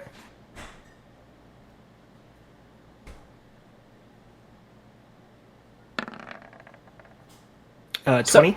as you push your hand in and grab this, what feels like shard, this large, like, crystalline thing, and pull it from the bear, as the blood and viscera kind of rips out from it, you see that the shard glows, and then you see as if there's like a tether of energy connected to the bear, and then they snap, and then that energy kind of travels into the shard, and the shard shatters. Oh, sorry, wait, I broke it. Sorry. Kind of like a string was tied together, and when the string broke, everything did. Sorry about that. So that was like a crystal there before it shattered in your hand? Some kind of rock or whatever? Wait. Oh, is that what I felt? Kind of like a stone, or did it feel Yeah, like I mean, you saw it. It was like a crystal almost. Not like it wasn't like perfectly cut. It looked very rough, but as you pulled it, it was filled with this energy, and as it separated from the bear, it destroyed itself. Does Because the bear I'm sure you can figure out why. Does the bear look like a regular ass bear now? For the most part, yeah, he's really big. Well, it's quite obvious what this is. It's the result of the facility. Also, just to help you guys out mechanically here too, because as much as I want to just like let you guys figure it out, that was a potential lootable, but you guys did not succeed the correct check to be able to pull it. You cannot pull these things by just doing whatever the fuck. These things are very specifically extracted from creatures. Okay. Well, I feel like maybe brute forcing it wasn't the correct answer to easily extract it. It's better to have it destroyed than not. So, we can play with it again some other time, maybe when we have more information, but I still think it being destroyed is better than leaving it. So until we can figure out how to correctly extract them, we should be sure to remove them from their experiments. Oh, alright. I'm glad I didn't ruin it for everyone. No, you ruined everything and you're off the team. I thought so. He begins packing his things. So long, everybody. Can I I'll have my get my- mask back, please? Right, sorry. Here. Your mask smells nice. I'm glad that you have it. It's good to have a good cherry scent. It's a good cherry mask. It was a nice find. Thank you. Vash. That new And mask no cherry. smell. Yeah, that new mask smell. Hey, would you like to try it? Well, Just take a big old whiff. Smells wonderful. Anyways, It's like as I was Jack's saying, hot breath.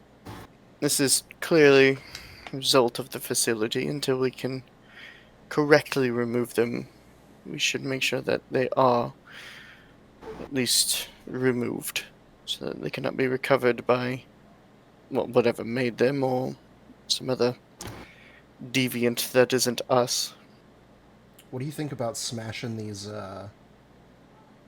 little like the one that looks like a fan and the one that looks like a bowl? The stones? The stones, yeah, so that nobody can make the little crystals and open this shit and get in there and make more. Well, generally, elemental you don't crystals. make a place that tight locked without a backup plan. I You believe can they are easily also- tell that whatever they had that created whatever the fuck is going on, they already have. It is gone and out of there. Hence the large tubes that were emptied of anything, the giant syringe, all those things. It seemed to be a facility entirely constructed for this, but all of the pieces Like, all the materials in there that were left over are gone still. Right now, it's just an empty place. Thank you, Jonah. As he pointed out, maybe it's not the worst idea to destroy it, just so that others can't use it. I do think it might be good if we report this to the Altissimum Oculus first. Oh, Let them absolutely. Of know course. and see if they want us to keep it. While we do that, do you guys feel safe eating this bear meat? No. Okay. As you go to investigate the creature, Nash, you can tell that whatever creatures come from these experiments or whatever is going on, they are most definitely not good for consumption, as the meat has been all kinds of jacked up and messed with magic and elemental energy. I'd rather not die of elemental dysentery, thank you very much. Then Thunderbow. Oh no. Point. That's a new one. Then, if we have some time, if you boys need to recover, I might try to bury this creature. It didn't deserve to be turned into whatever this is. If I eat that bear meat, can I cast thaumaturgy out my ass? No. Thaumaturgy. You can cast Pink Sock. I cast dysentery. Oh, alright. Psychic So- collapse. What do you guys want to do? I think it's better. I think it's better just to let nature take its course and let other creatures consume the body of this thing. Nash, didn't you say the meat is ruined? Oh, yeah. Well, looks like whatever they were putting into this thing, it has messed with its insides more than natural. I don't know if So- nature can actually break this down. Should we burn it? Perhaps that's better then. Let's burn the body. Oh, Really? Outside of it having no blood, for many reasons, and it being a, it like its meat being all kinds of fucked up, it is outside of that a normal bear now. After you guys look at it, So I would feel like being somewhat survival based, it's fine. Like it won't cause an issue. yeah, it doesn't seem that the bear was the issue. The physical aspect of the bear itself does not seem Right, to be I was just the like I problem. wasn't sure if you were saying like it was mutated, in which case nature can't. No, might it's not exactly break that what it down looks or like. cause bad things. Well, I mean, I know It's just like a- mutated, but like to a point where like nature couldn't break it down in its natural course. No. Nature can break anything that it wants to, because Sylvanas is one of the strongest beings that exists. Sylvanas said yes. Who's we the could one? just Or Sylvan, whatever his fucking name is. stuff it in this hatch with all the other dead things and call it a day. You're can't more than try- welcome to try and fucking pick that up. Yeah, that thing probably weighs a ton, literally. It is a big bear. It is not like a normal sized bear. It is definitely bigger than That normal. big ass grizzly. Literally Yeah, it is huge. fucking huge. Yeah. Yeah, it is literally huge size. It is massive. Well, I've had some jobs where I've had to dispose larger targets into smaller pieces. We could, dismember it and put it in there in chunks. I'd rather not play Bear the Ripper with this thing. I think it's better just to burn its body, or at the very least, let nature take its course. I know we have to send a message. I know some of you got pretty hurt there, and so did I, but I got better. I'm fine searching out some materials to burn it if that's what we want to do, while the rest of you take a rest and get a message ready for... I don't know. I had concerns, but looking at the meat and what's left, it should be alright. Nature will find its way. It usually does. Sounds Just good. a small concern. I mean, we don't really understand how any of this works, but it should be fine to leave. But we The- should contact the Artesium, like, 40 minutes ago? Sounds good. Right. Let's get some distance away, and then I'll contact them. Of course. Mostly By the because way, it gives me time What's to... next? come up with Where are message. we heading after this? Well, we are still in Night Goblin territory. if we want to try to hunt them down. Well, if we're gonna do that, we should find somewhere to rest. I used some magic, and a couple of us are a little beat up. Not all of us can just walk around in steam for a little bit. Right. Sorry.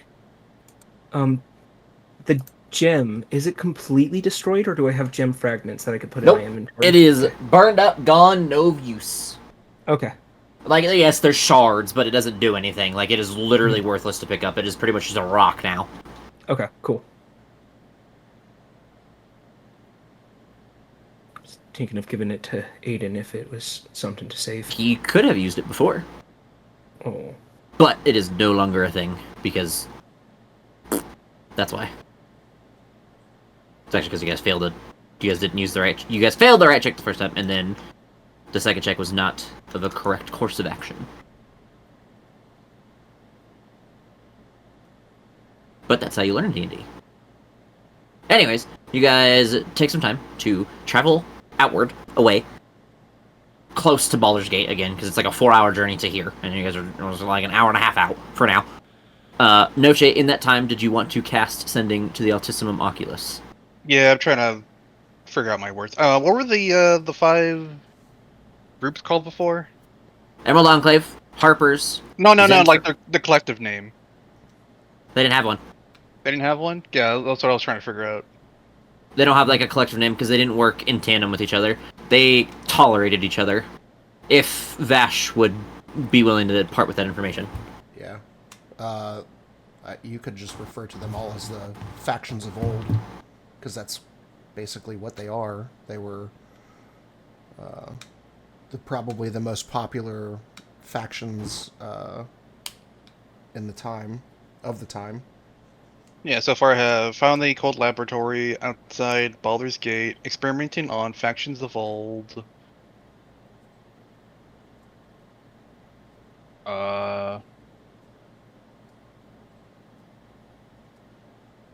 Have some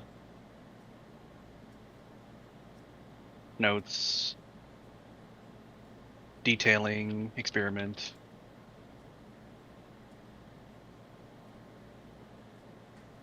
Found the cold laboratory outside Baldur's Gate, experimenting on factions of old. Have some notes detailing experiment. Location words do you have is left? 1, 2, 3, 4, 5, 6, 7, 8, 9, 10, 11, 12, 13, 14, 15, 16. And you So, can do how 9. many? Okay. 9 Okay. words left. 9 words left.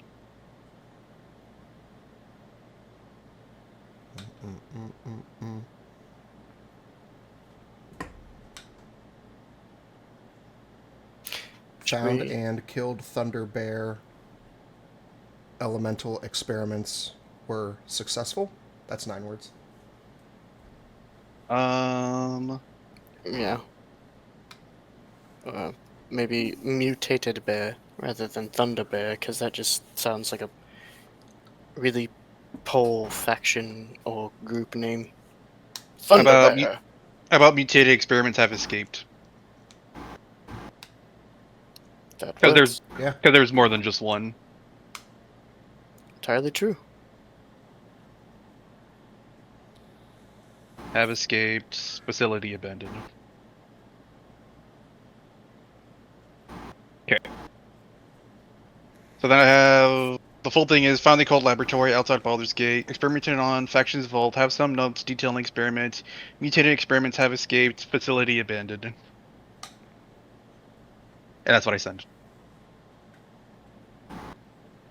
Do you have a place where you can type it out so I can count that? Oh, okay. Not perfect. Not perfect spelling, but close enough.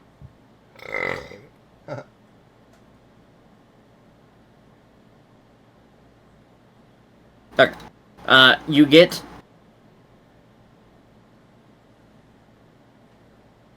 in Thunder Bear. You don't get a whole lot in response. Cool, bro. That sounds amazing. New settings done. Who this?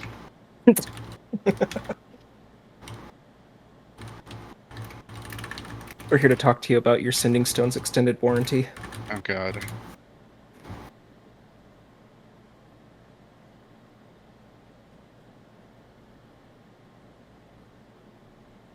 All right, they've been noted, but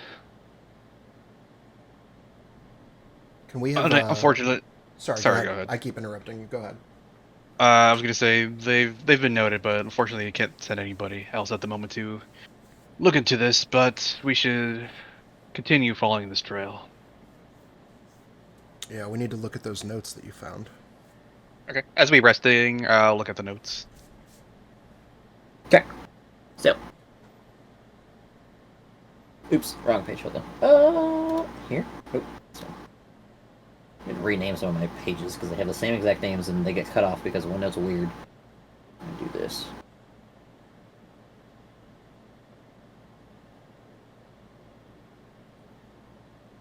Oh, okay. Sorry, I'm confusing myself now. Alright. You find plenty of notes.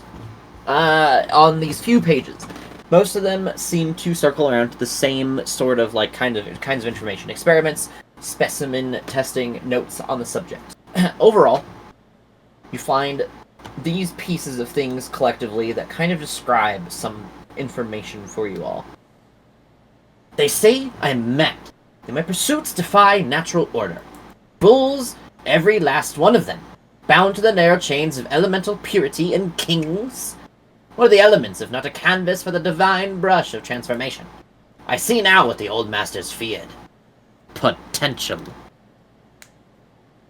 Today, I completed the 4th successful infusion. A rat, once mewling and mundane, now bears the fires of the ember plane in its sinew and eyes. It burns without ash, it runs without breath, its very soul crackles, no longer bound by the flesh of mortality, but a harmony of flame and spirit. It is beautiful, and it is mine. The process is delicate, dangerously so. The soul must be stretched without tearing, the elemental core must be coaxed, not forced. I have lost subjects. Too many to name. Some burst into light, others into madness. One sang a lullaby of weeping stone before turning into obsidian dust. I wept for that one. But I learn. I always learn. The key, I believe, lies not in the body, but in the resonance, the frequency of the soul's hum. I can hear it now, you know. In dreams, in the silence between thunderclaps, the voice of the world whispers to me, and I answer back with fire, wind, earth, and tide. I am close, so close I can feel the pulse of the deeper realms through my fingertips. It will forge beings not of nature, but of intent. Purpose-bonded creatures woven from the bones of the element and the strings of soul song. They will not merely live, they will define living. Let the arcanists mock me, let the priests call me heretic, let they kneel before the tempest will, the tide-board seraphim. They will understand, not madness, vision. In God's forgive me, I've started to wonder. If a soul can be reshaped, what of mine? The experiments continue, though the toll mounts. I have begun testing with storm essence, raw, untamed lightning harvested during the recent storm that rolled through the skies. I captured the energy in a box, a creation of raw genius, a box that could harness and trap the elements. Fools said it was impossible, but it hummed to me like a heartbeat. This next piece seems to be some sort of lines of notes on a specific experiment. Subject: Ursine specimen, male, full grown. I call him Keros now, for his roars echo like thunders across the vale. The infusion was violent. He convulsed for 3 full hours, mouth agape, steam rising from his fur, and then silence. He rose, sparks flickered across his fangs, his claws hum with stored charge. Each step cracks the stones beneath him. His anger now, personified, beautiful, dangerous, unstable. I fear he dreams of the storm, as I do. I will be keeping this one. The others I will replicate and set loose to show the world my divine creations. And the elf. The elf. Voluntary, this one. His name is Kiris, and his soul sang of cinders long before I touched him with flame. He wanted it. He begged for it. I used an elemental core stolen from the plane of fire. The fire did not consume him, it awoke him. His veins glowed with raw fire, but then a catastrophe. He turned to a screaming body of ash. He wept and screamed as if the fire wasn't a gift, begged me then to stop and help him. What a coward, giving on the very gifts I sought to give him. The fire whispers to me of hunger, of ancient deserts, of the sun's jealous fury. I saw visions of a flame that predates light. I must monitor him. Perhaps the fire sees through his eyes as well. The fusion of soul and element is no longer theory. It has become a doctrine. I am the scribe, the torchbearer, if you would. If I succeed, I will be called God. If I fail, well, ashes can be studied too. Yet, all of this, the storms, the fire, the reshaping of flesh and essence, it began with her. I do not know her name. A wanderer of forgotten paths, a singer of stones and silence. When I first laid eyes upon her, I thought her immediately a human, touched by the earth. But then I saw her soul. Not with eyes, no, but with the part of my mind that still dreams in colorless fire. Her soul radiated elemental purity. It pulsed with the rhythm of mountains breathing, oceans sighing, winds whispering through ageless canyons. Fire curled through her laughter, and lightning wept in her tears. She was not bound to one element. No, she was beloved by them all. All the purest forms of elemental energy, and they followed her. Subtly, softly, like shadows chasing a lantern's glow. A human female, about 5 feet 2 inches, woman of stature that can make any man in his right mind blush. Platinum blonde hair, like the radiance of the sun itself, cut into a short, reverse bob sort of style. And she had a way with words. So I confronted her. I spoke to her. She never spoke of where she came from, only that she was born where the worst people go to die. I do not know what she means, but it lingers in my thoughts like perfume clinging to scorched parchment. She was a spark. The idea of soul-elemented fusion came not from a scroll or a star chart. It came from watching her live. She vanished years ago. Dissolved into mist, some say. I think no. Because she is with me. She is my fire, my tidal wave, the whispering wind and the soft stone. She is my answer to all these questions. She is of such a pure energy that I could not hesitate but to steal her and use her to create more purity, to replicate her soul's energy and the very elements it represents. She is my base, the very reason I can continue my studies, and I soon believe she will be its culmination as well. She is the question the elements keep trying to answer. And I am simply the one who listened.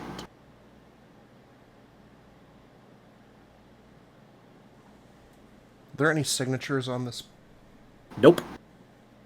So this guy Devoid. didn't like sign his name on anything? Nope. It's usually more of a journal than it does a notation for future individuals to happen upon. So this looks like he ripped out the pages. It looks like they fell out of something. They don't seem to be ripped. They seem to be like loose pages. Okay. Is it just me, or is it always the insane ones that always start off with, I'm not mad? Well, they tend to be the most maddest ones of them all. Or That's disturbing. And I know disturbing. Vash, are you okay? I don't know. I at least think that this means that Alice might be alive.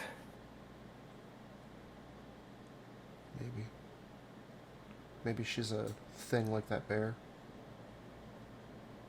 Maybe she's the catalyst. Maybe she's is what allows the experiments to work in the first place. Something within her. Didn't you say she you were part of the old factions?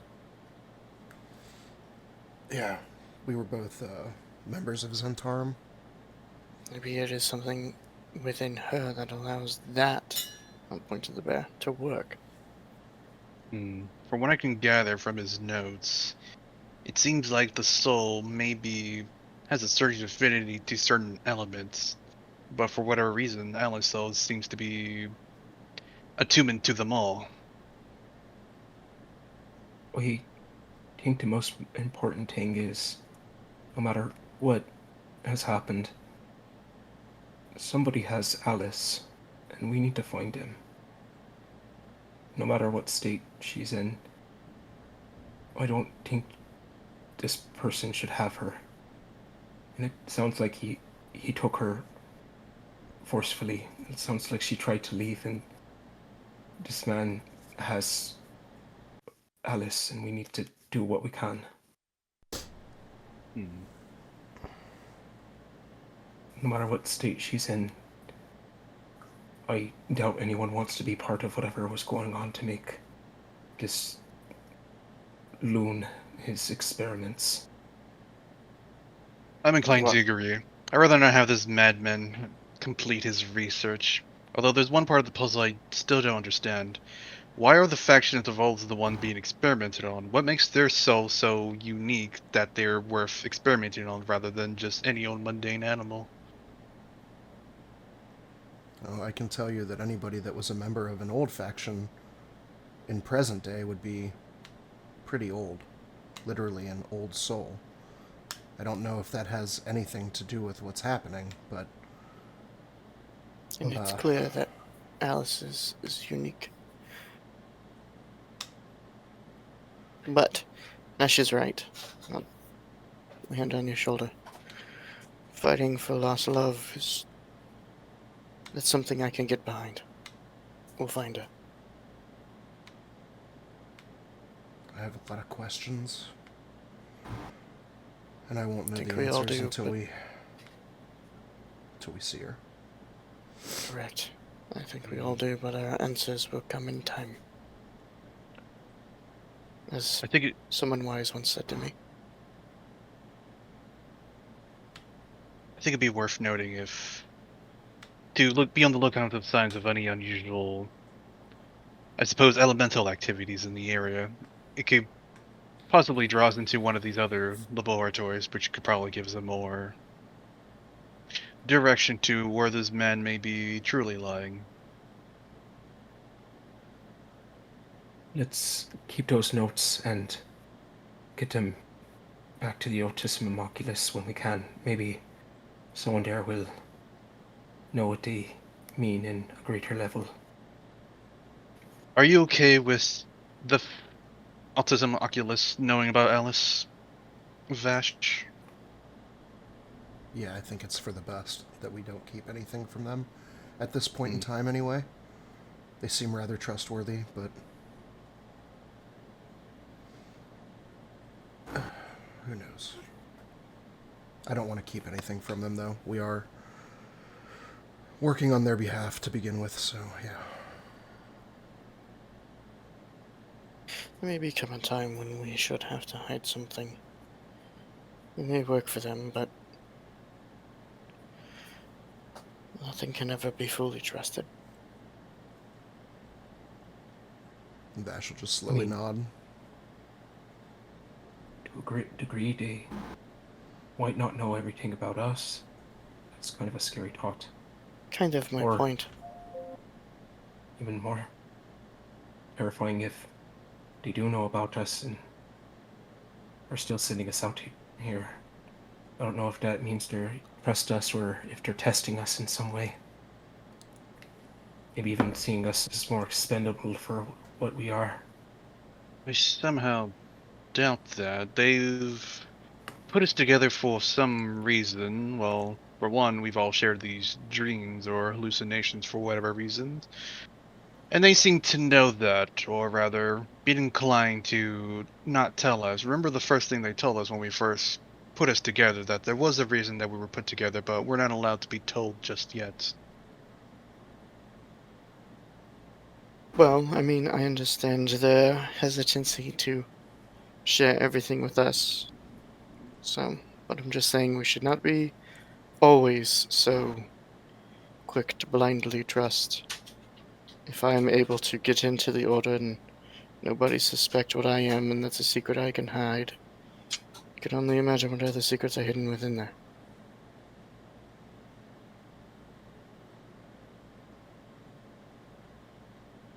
I'm not saying the order itself is corrupt, just Sometimes we should be smart. Hmm. In any case, let's play by ear. Bye, Nash. Of course, play it by ear. I'm never saying, never tell them anything. There may come a time where we shouldn't.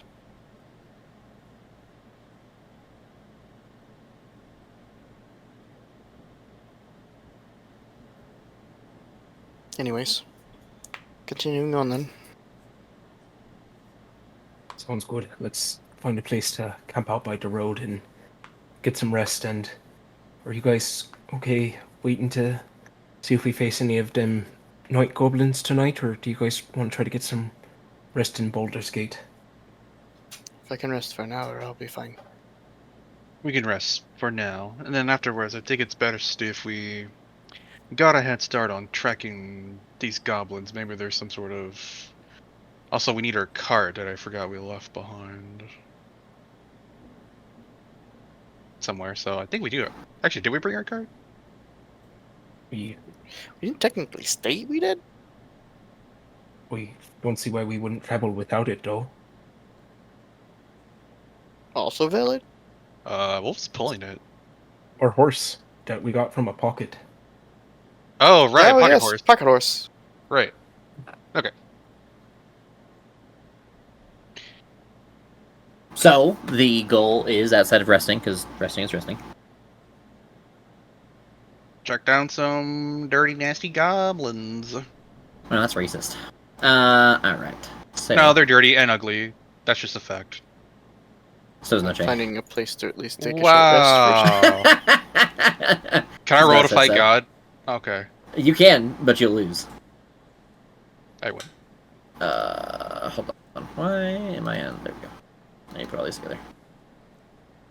Look at a map. You guys technically have not moved from your spot because it is not fully away from where you guys are. So you guys are still in this like little corner outside of Baldur's Gate.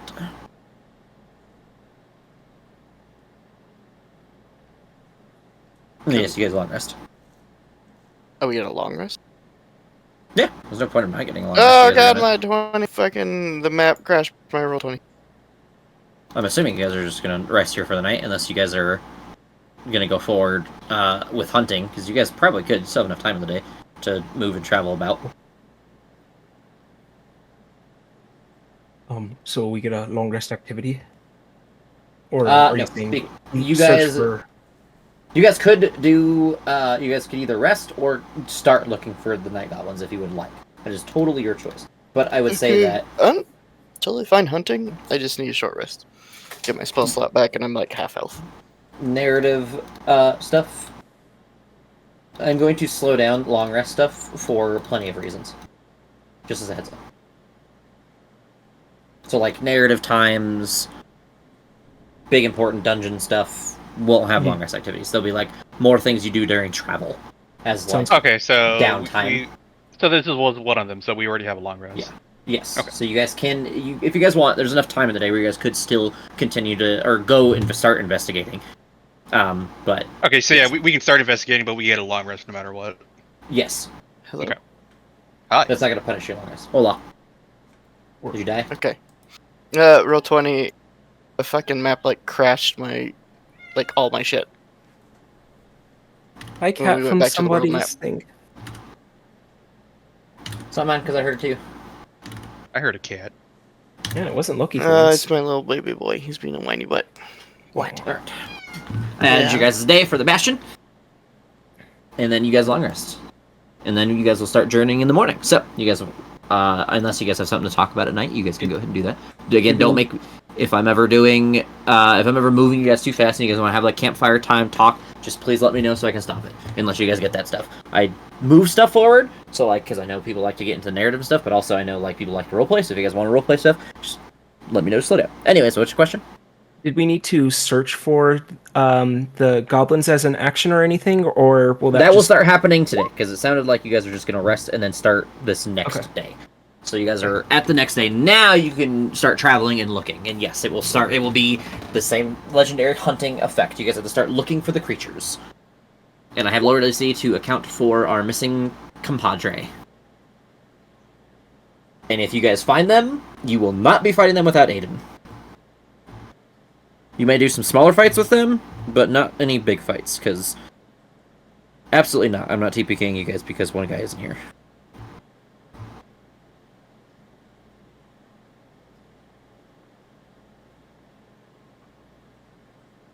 Alright then. So, you guys can choose a point of travel, one direction, and then you can choose to begin your investigations. I would say during investigation times, again, because I'm just going to start slowing down the rest, or the long rest activities, it'll be, like, pretty often during, like, non-intermissions, because there's a lot of travel.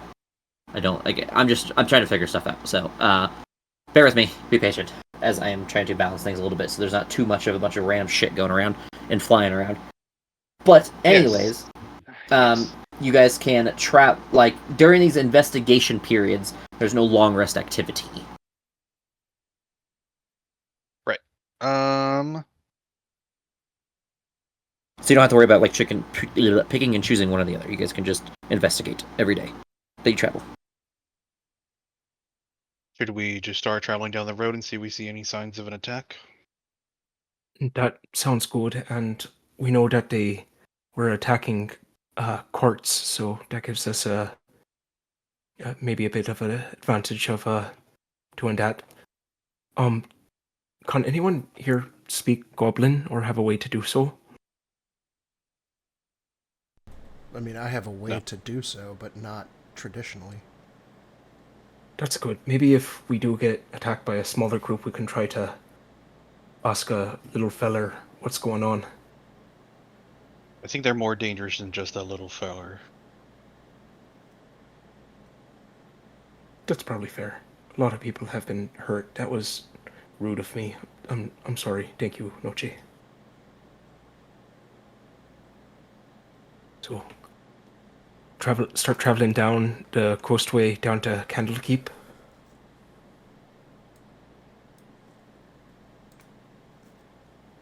Then as we travel down, can we keep an eye out for attacks or maybe unusual, tracks? As you were told, this place has been closed to normal people for the time being while this issue is being resolved. Secondarily, it is investigation day, so is that how you're going to choose to try to investigate, Noche?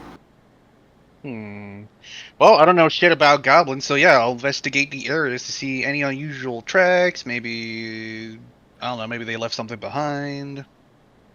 Okay, give me 1 second. I gotta pull up my calculator so I can keep track of this. Go away. Okay. Okay. Go ahead. Can I roll investigation? Yes, indeed. Cool. Oh, right, I remember my investigation's pretty shit. 8. Alright. Cool, 8 tracked.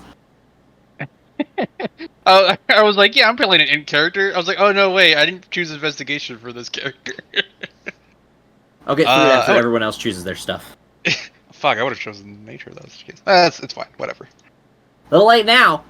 Who's next? Who wants to I know, it's fine. take their hand at I want to the look search? out for trails off the beaten path, like heavily worn trails, like where, packs of goblins might be marching frequently through. Okay, that would probably... I would also rule that as investigation. Okay. 20. Okay. Jack, picking on you first. Somebody take it.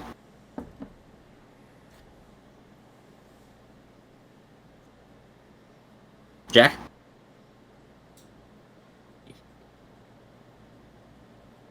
Nash. Would I be able to use a charge of my rage and try to smell out any smell of blood that has been shed in the past few days? No. You Okay. can do the smelling, but not with rage. Okay.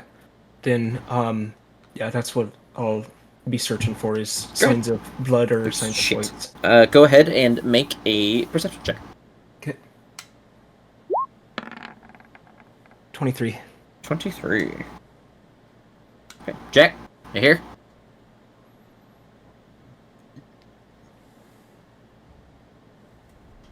That doesn't surprise me. Alright, so you guys are investigating through the day. You guys are tracking and looking at things.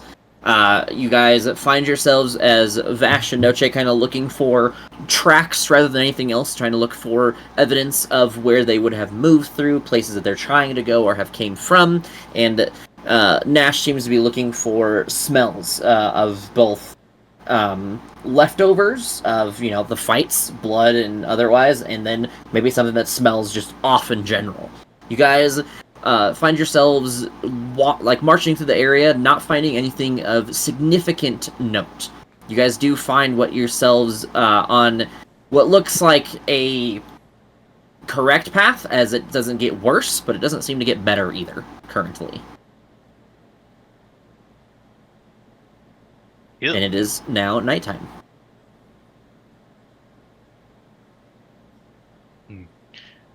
We should We'll have say it's a- not night yet, it's growing into night. We'll say it's like sunset, like getting dark, so you guys can plan to do whatever you guys are going to do before night actually happens. The goblins tend to like to attack it at night, so we should have a rotating shift of people staying up and watching, keeping an eye out. I think that's a really good idea. I'll take the first shift so Vash can get some rest, and then do you want to relieve me when you come out of your trance? Yeah, that'll work.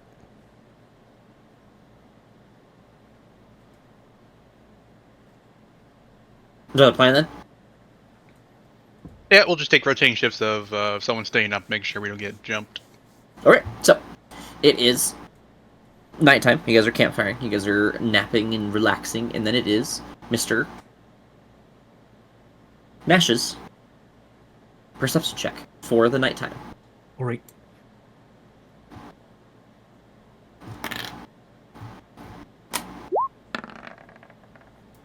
$15.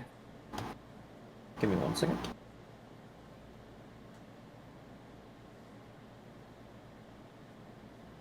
I feel like that's like the most middle of the road roll I could get.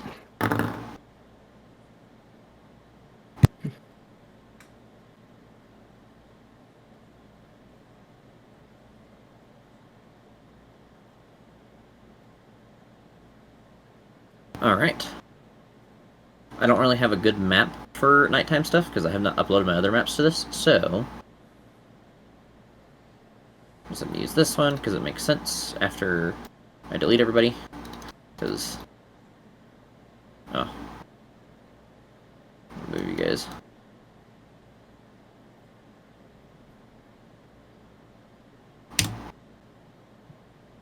And then... Okay, this isn't, like, a good map, it's just a map. Put you guys still in, like, the center area, like, here-ish. Oh, hey, it's this map. Yeah. It's the closest thing to night I have. Remember when a giant alligator almost TPK us here? This is not the same as that map. Oh, remember when we killed a bunch of bandits over there by the trees? Yes, that did happen. Oh, yeah. Good times. To be fair, I think this is the same map, but not night. I think it was daytime version of this map that it was. The alligator thing. But, unfortunately, Nash, you guys are onset by some goblins in the night.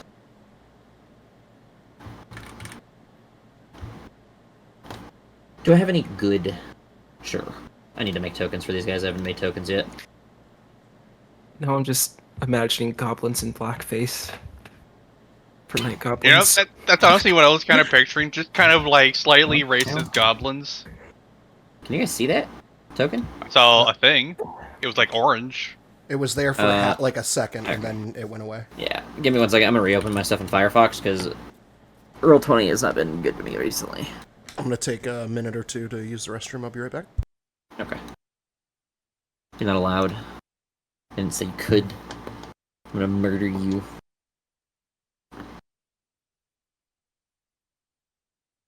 So, when I can load this in and look at them. But yes, they are just like, I guess, dark-skinned goblins. They are like gray and black in skin color. And I mean like the color like midnight black, like they are dark not. Can one of them just be a green goblin who kind of got mixed up in this and is clearly in blackface? He's like, I'm just here, man. I'm just trying not to die. Have a 9 to 5, you know. Got kids to feed. Okay, that is much better. Listen, they killed the rest of us, and I got covered in too much blood for them to tell the difference, and I've just been kind of winging it since. Day 23 of infiltration. They have not noticed I'm not one of them. Hold on. I don't really have a good.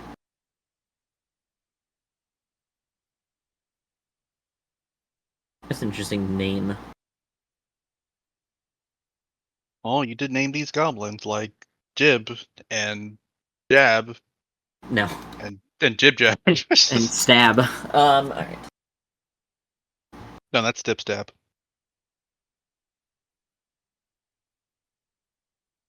I have to do math because my dumbass did not do math HP like I normally do it. But he is Glap, and he is Glap, and don't worry, he's a bit different. He goes by Glap. This is Glap Jr. Oh, there's supposed to be one more of them. Hold on. Oops. That's not how math works. So you guys go ahead and roll. Give me a second. Actually, let me open the thing. You guys can roll initiative. You guys are surprised as first turn of combat, as they are able to sneak up on you without being seen. I tried. Indeed, but they are good at stealth. So, Was I super far off or close? it was a contested roll. You had to see them because they were trying to sneak. So, if you wanted to be honest, it was really far off because they were all rolled really fucking good. Damn. You didn't see a single one of them. Even if you see, that's the disadvantage to them, is you only roll once, but they have to roll every single one of them, and you didn't see any of them. Even the hobgoblin. Which they do not look like their little pictures, like, they kind of do, but they don't. Their blades, the little guys, the little goblins, have, like, little red blades. The hobgoblin has a massive, like, axe. You got a hobgoblin north to us? Yes. Yes. And, sorry, I'm adjusting things in their things, because again, another manual thing. I'm also going to do this, because this is what you guys are doing. So you guys are currently asleep. Nash, you were just surprised, and we can just track that. I have enough dice to do this all at once. No, I don't, but close enough. Okay. Whew. Boom. I need to build out their tokens. But I don't want to because you guys are going to see them like once and then I have to fucking waste of time. Okay.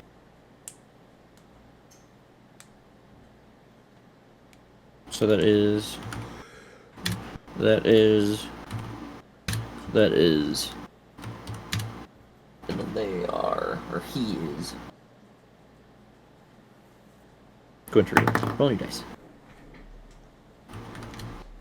Okay. And then we have a minute, because I have to wait for Jack.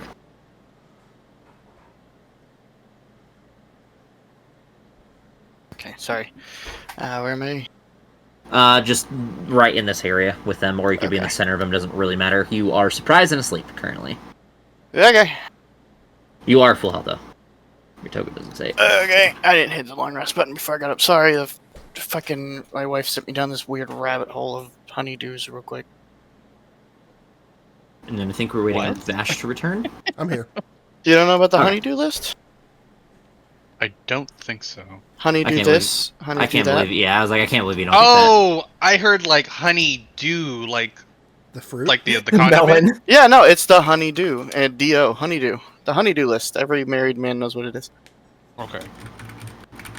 Oh, I'm sorry, Noche, that was mean. But someday you will, and it sucks a lot. Okay.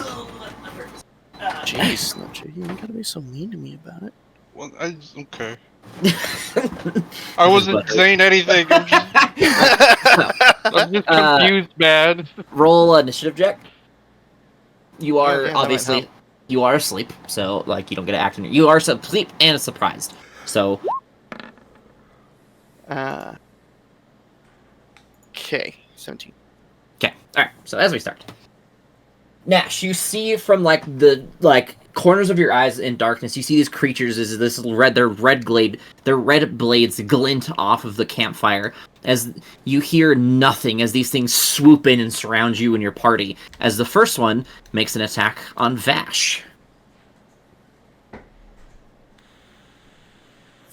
Sorry, I have to read their blocks.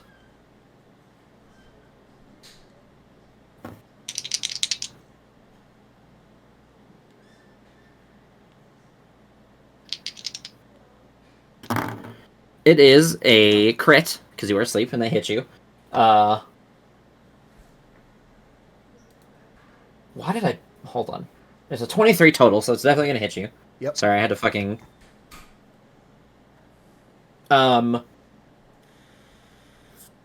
Ooh, so... Nash, you... I can't explain this to anybody. You are going to be awake after this, Vash, by the way. This is an explanation so you guys get it. As these things kind of creep in on you, you feel some weird, like, aura radiating from these things that seems as if they are nothing but murderous beings, and they seem to be able to find your weak points as they strike you. So not only critting you because that you are surprised and asleep, but you have vulnerability to piercing while they are next to you. Yay. He is going to do Quadruple damage. a lot of damage, yes. Wow, well, you're lucky on that, so 6 plus 6 is 12. You're going to take 24 piercing damage. Very lucky. I'm at half health. And now you are awake. And surprised. Oops. What the fuck? And then it is... And prone, because you were asleep. Now, it is this one's turn, who is going to try to do the same to Nash. After it walks in your face, because I'm a dumbass. Does a 16 hit?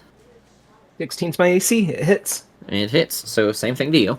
And even though you are not asleep, you feel as if it's surprising you and jumping out of nowhere. It seems to be able to score a critical strike against you. Okay. It does the same exact amount of damage. With my resistance, does that just do straight damage then? No, his vulnerability overgoes your resistances. Oh, it doesn't even out to just regular Nope. damage? Ooh. Yep. That is why these things are mad dangerous. Now it's this one. Hey, guess what, Jack? Same thing. Okay. He's gonna hit you with a 24, I assume? Yeah, so You can't really react. That's a crit. Again, same thing. He's doing extra damage. He's gonna do more to you. He does 32 piercing. Okay.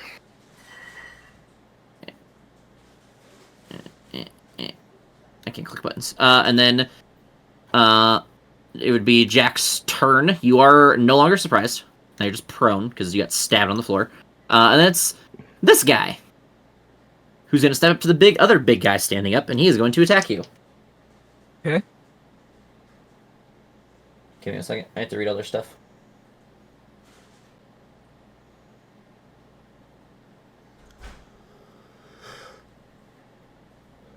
As the creature steps up to you, he doesn't seem to have armor, but you see as if, like, the very, like, darkness of the night seems to, like, shroud his body, creating some sort of, like, armor around him.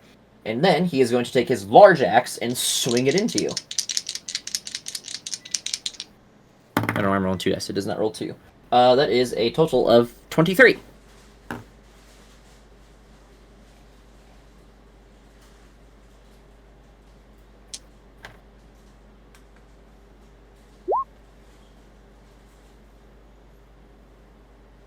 Sorry, give me 1 second. I'm also messing with stuff on my side.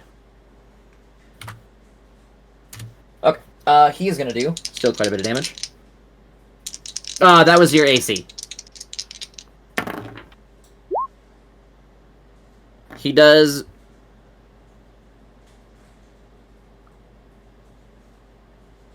As he kind of swings his weapon into you, you see that he kind of, like, twists it and seems to find an advantageous way to swing it and swings it down to you with some extra weight, and it does 19 slashing damage. This one does not seem to have a aura radiating from him.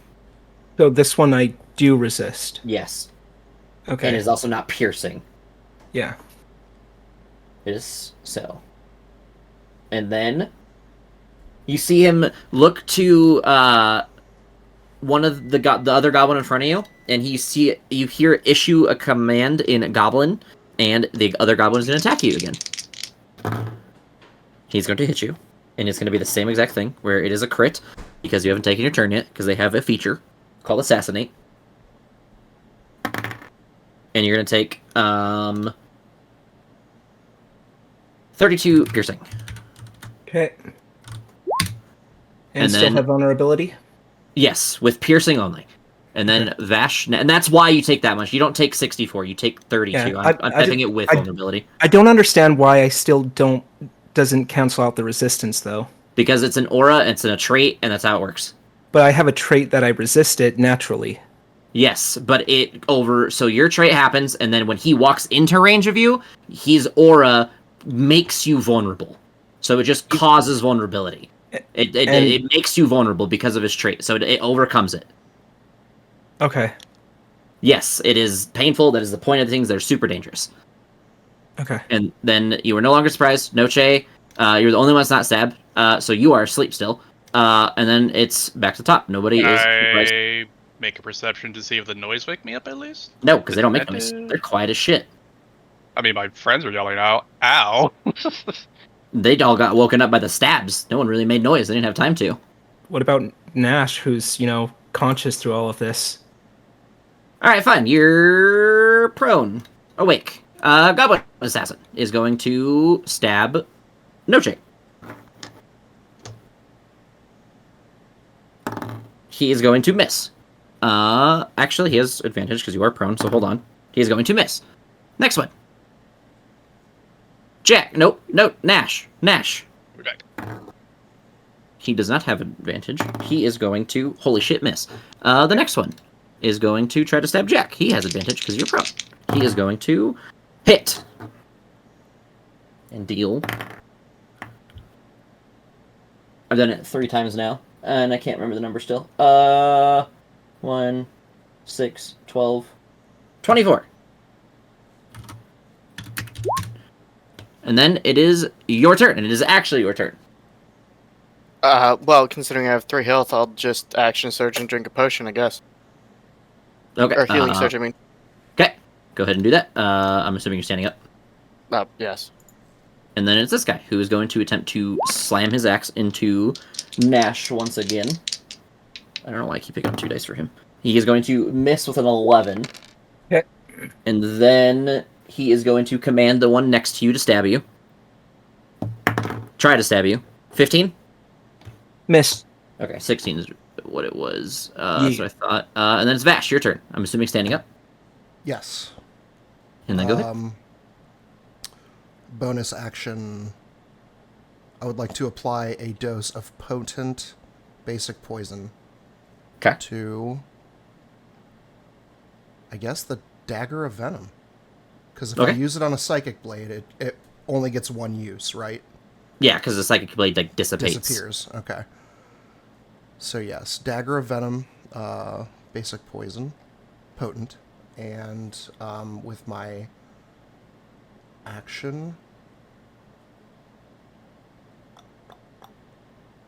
yeah, I'm gonna stab the hobgoblin with the Dagger of Venom.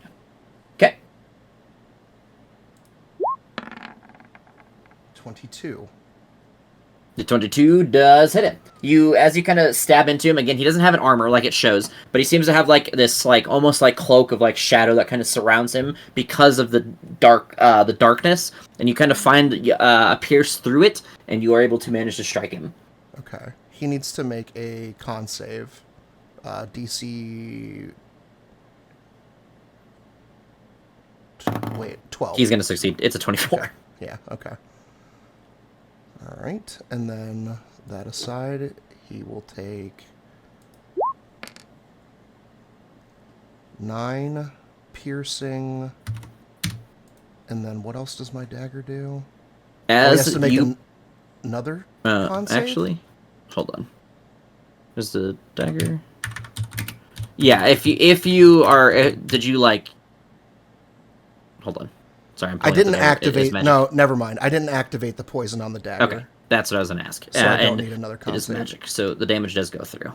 And then does he still take the 2d10 poison from that, or is that only if he fails the con save? Only if you apply it. No. So the way I do the dagger of venom is because I think it's stupid that it only gets the damage once. Is when you apply the poison, you get the poison effect thing once, like the first thing that it hits or whatever. But then you continually get the damage for the Okay. minute.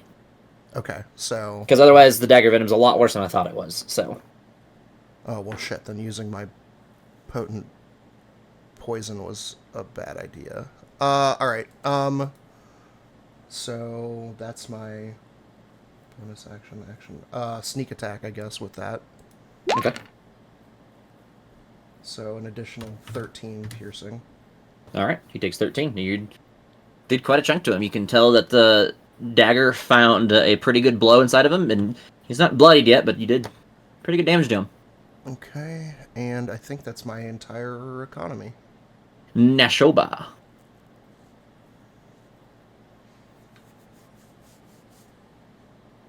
BCL Vitality, Greater Healing in turn. Okay. Noche. I'm Noche, assuming get you stand. Okay. Yeah.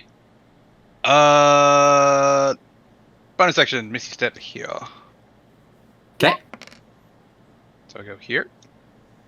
Main action, 3rd level, Lightning Bolt. Let me Okay, measure where? this out first. Yeah. Yeah. Kind of need you to. It's just a beam. It's gonna be like... Oh, let me check out the tracking. Or the snapping. Yeah, I can get him like this. Dex saves. I'm starting with the Yeah, one make closer to you. I'm rolling at the same time, but the one closer to you is the first one I'm going to say. Success with a 27 and then a 13. Okay, so 26 lightning to those who failed and half to those who succeed. Well, you made the first one, or the back one, bloodied because he's the one that failed, and he also is really fucked up. Cool. And then I'm going to, with my 15 feet of movement left, just move a bit. I'll move a little bit back towards this way. Okay. And then it is And then this I'll guy, end my turn. who is going to attempt to stab Vash. He nat 20s you. I'm dead. If he rolls I'm minimum down. damage. I'm down. If he rolls minimum damage now. He did not. He rolled enough to down you, I think. Hold on, let me do the math just to make sure. Because I think it's going to be close because of the way it works. It's going to be... Yeah, 26. He literally does one extra. Yep. Enough to beat you. So, Vash is downed as he is stabbed in the back by this little guy. And then it is... He is going to then... move here. And then it is this guy's turn, who is going to attempt to stab Nash again. He's not doing a good fucking job of it. He is going to... 17 hits you, actually. So you're going to take... 16 total. I'm already doubling it. Okay. And then it is this guy who's going to attempt to stab Jack. Wait, And doubling.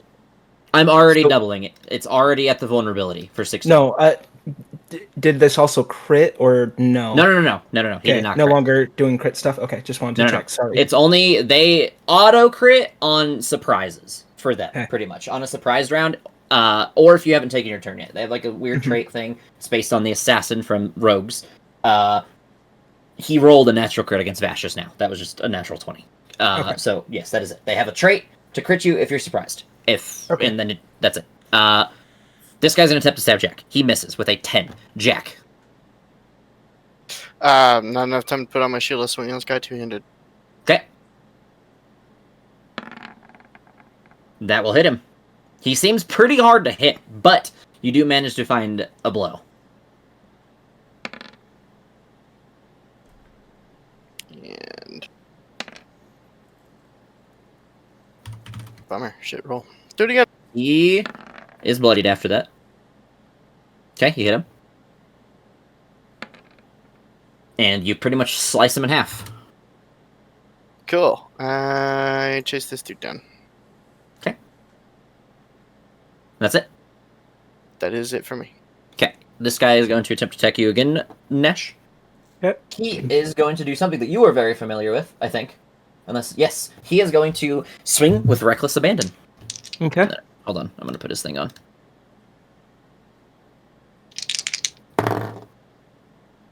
$26. Jesus Christ, they're rolling either high or entirely low. Yeah, He's gonna do the same thing, where he, like, the way he moves the axe, it seems to have more weight and power behind it. He is going to do 12 slashing total. Okay. And then he is going to command the little... He's... what's the range? He's going to command this little guy back here to try to stab Noche. 14? I don't think that hits. I believe that misses. Okay. Actually, let me double check. Yeah, it misses. And then it would be... that's funny. Vash's turn. Make your death save. First death save.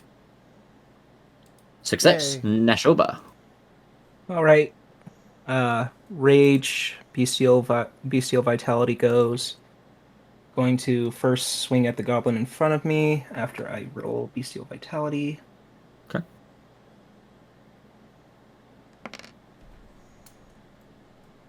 Five additional health.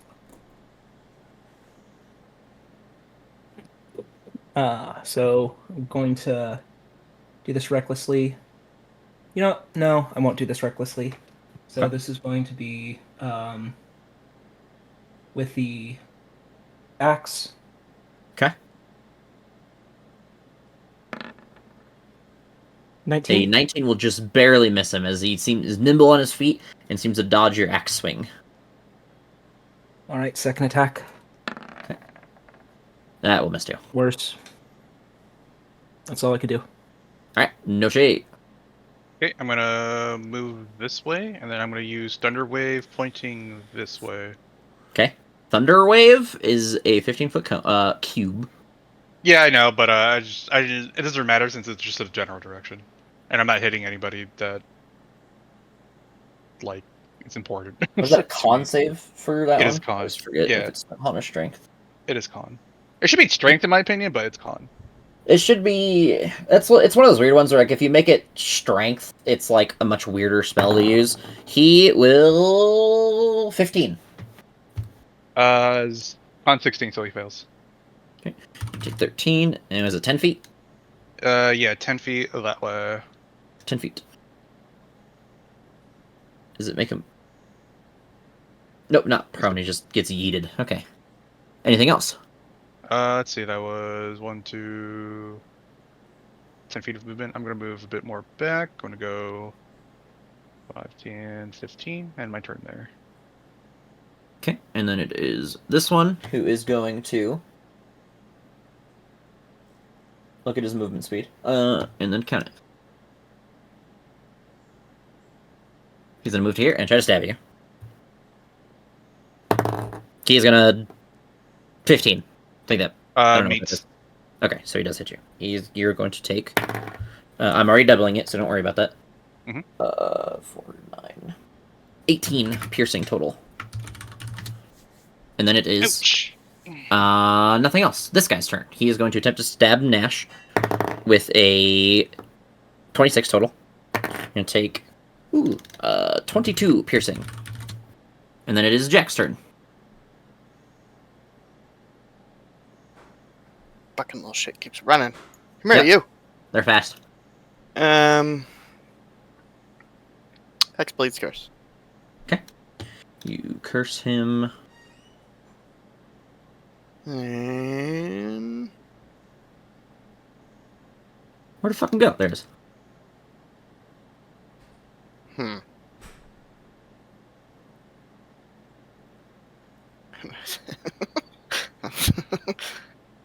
think I'm gonna regret this. A hypnotic pattern cluster, including Nash. Okay, what is that? I believe Wisdom save. I'm gonna start with Hobgoblin. They have the same save. No, they don't. He has less. Let me double check just before we get rolling. I'm gonna roll the dice and keep whatever it is. I'm just Trying gonna to keep see his what up. the fucking spell. Yeah, it is wisdom. Sorry. That is a 14 from the Night Hobgoblin. Okay. And a 19 from the Little Goblin. Okay. Little goblin saves. Nash saves, but the hobgoblin fails. Hypnotic pattern. So, while charmed by this spell, Again? the creature is Sure. incapacitated, has a speed of 0. It ends if it takes any damage or someone uses an action to shake it out of its stupor. Okay. And that's it for your turn? And yeah, that's it. Yeah, that's my bonus in action. Vash. Hey. 2 successes from Nash. She's almost stabilized. Nashoba.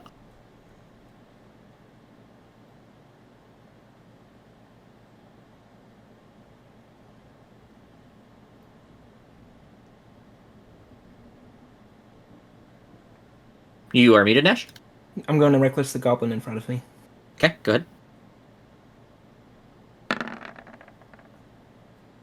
23. Hey, 23 hits. I am pretty sure he's dead. He sure in the fuck is. Okay. Then, with my second action, I'd like to grapple the hobgoblin, who is stunned. I mean, my second Okay. attack. So, is that a contested, or do I immediately do it? Let me look at Hypnotic Pattern, because depending on the ruling of this, it might change your mind. Let He me see. is incapacitated. Shaking Any- him. So I guess yeah, it would be up to you if grabbing someone would shake them out of their stupor. I would say Hypnotic Pattern ends also, like, in a grapple. So you could grapple him, and it's just an attack roll against him. He is incapacitated, so it would be an advantage, but once you grapple him, it would end his hit pattern, the Then- confusion. Then, no. I will... Okay. Don't touch him!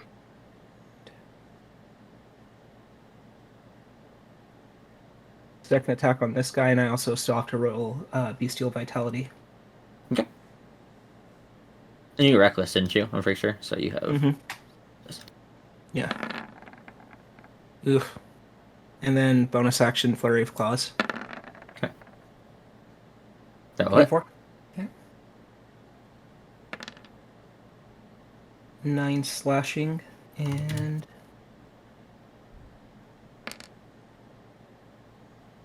HP. Alright. Anything else from Nash? Nope. Noche. Hmm.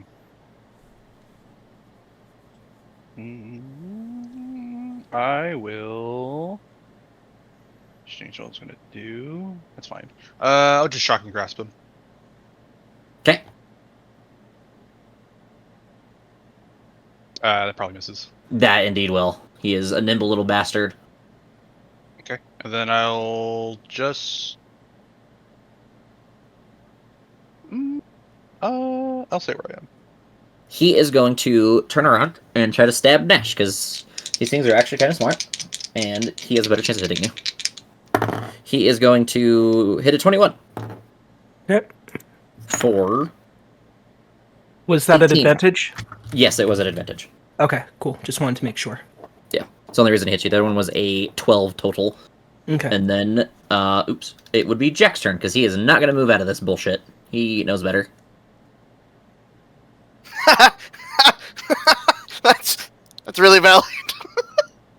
To be fair, he could have gotten away, but it wouldn't have done much. Because he would have just came right back anyway. Yeah, I'll just try and bop him. Okay, go ahead. 26. Fucking damn! I keep missing that crit. You don't need to crit him. He has, like, no health. That He is dead. 12 because he's Yep. And then 12? yes, he's cursed. I cursed him. Is proficiency bonus. Oh fuck! It's 11. Okay. And then So make sure we're tracking that right. Proficiency bonus is 3. whoop! Hold on. 1, 2, 3, 4. Oh, I can't actually get that far. Let's go here. Okay, and that's it. Oh wait, I'm a vampire. I can. I'm 35.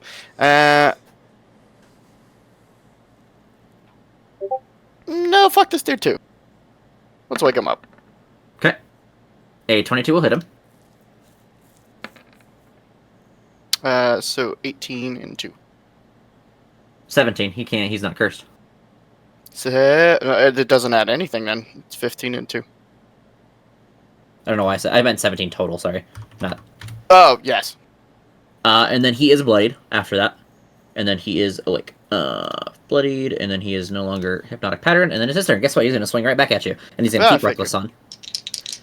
Actually, if you wanted to roll for the crit, you can, because His turn already passed, so he would have dropped. well, he was incapacitated. That's why. Oh, okay. Oh, isn't so. Wait, who's rolling for a crit? What? You can roll for a crit because he was incapacitated. He had advantage. Oh, for advantage. Got it. Didn't get it. Cool. He is going to reckless, so I'm gonna keep the thing on there. He's gonna hit you with a lot, and then he's gonna do his thing. He can't command anybody, but he's gonna do his thingy where he does extra weight and slaps the shit out of you for 23 slashing total. Sick. And then it is sorry, he has another action, but I don't think it's useful. He does. It is not useful. And then he's going to end his turn right there. Vash, make your next save, not your last one. You are not dead. You are stabilized. Nash. So no more rolls necessary. You are. Do I get 1 HP or am I still at 0? Nope, you are at 0. You don't have to make it. You are not at threat of death anymore unless they start stabbing you while you're on the ground. Okay. So no one has to worry about picking you up in combat anymore. You are perfectly okay now. Okay. Again, unless they start stabbing you.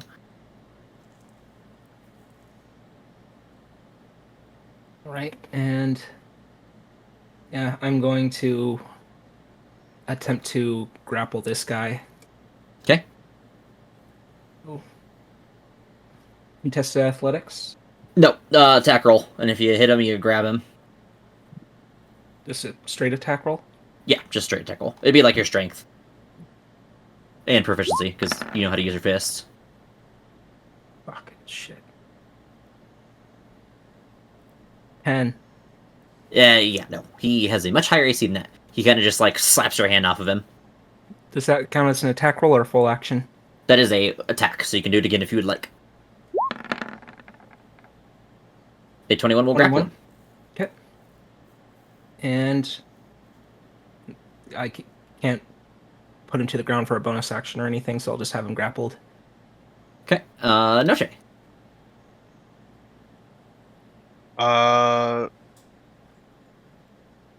Okay.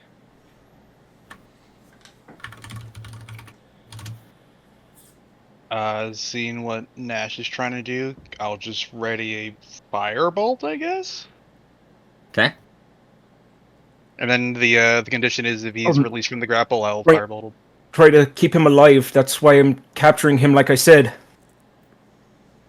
From the start, before we got attacked. So we could try to question him. Does his participant seem to be willing to negotiate or talk? That is totally up to you, my guy.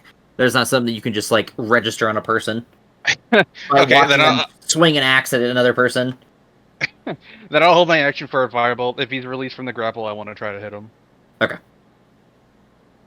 And then it would be... Well, this guy's dead. So, Jack. I'll step in front of the hobgoblin and flick the sword with the tip to his chin. Look, we'll overlook the fact that he's bleeding out on the floor. He looked like he got hit by about a cart roughly the size of maybe something called a bus, and I'm half health. If you just calm the fuck down. Make an insight roll.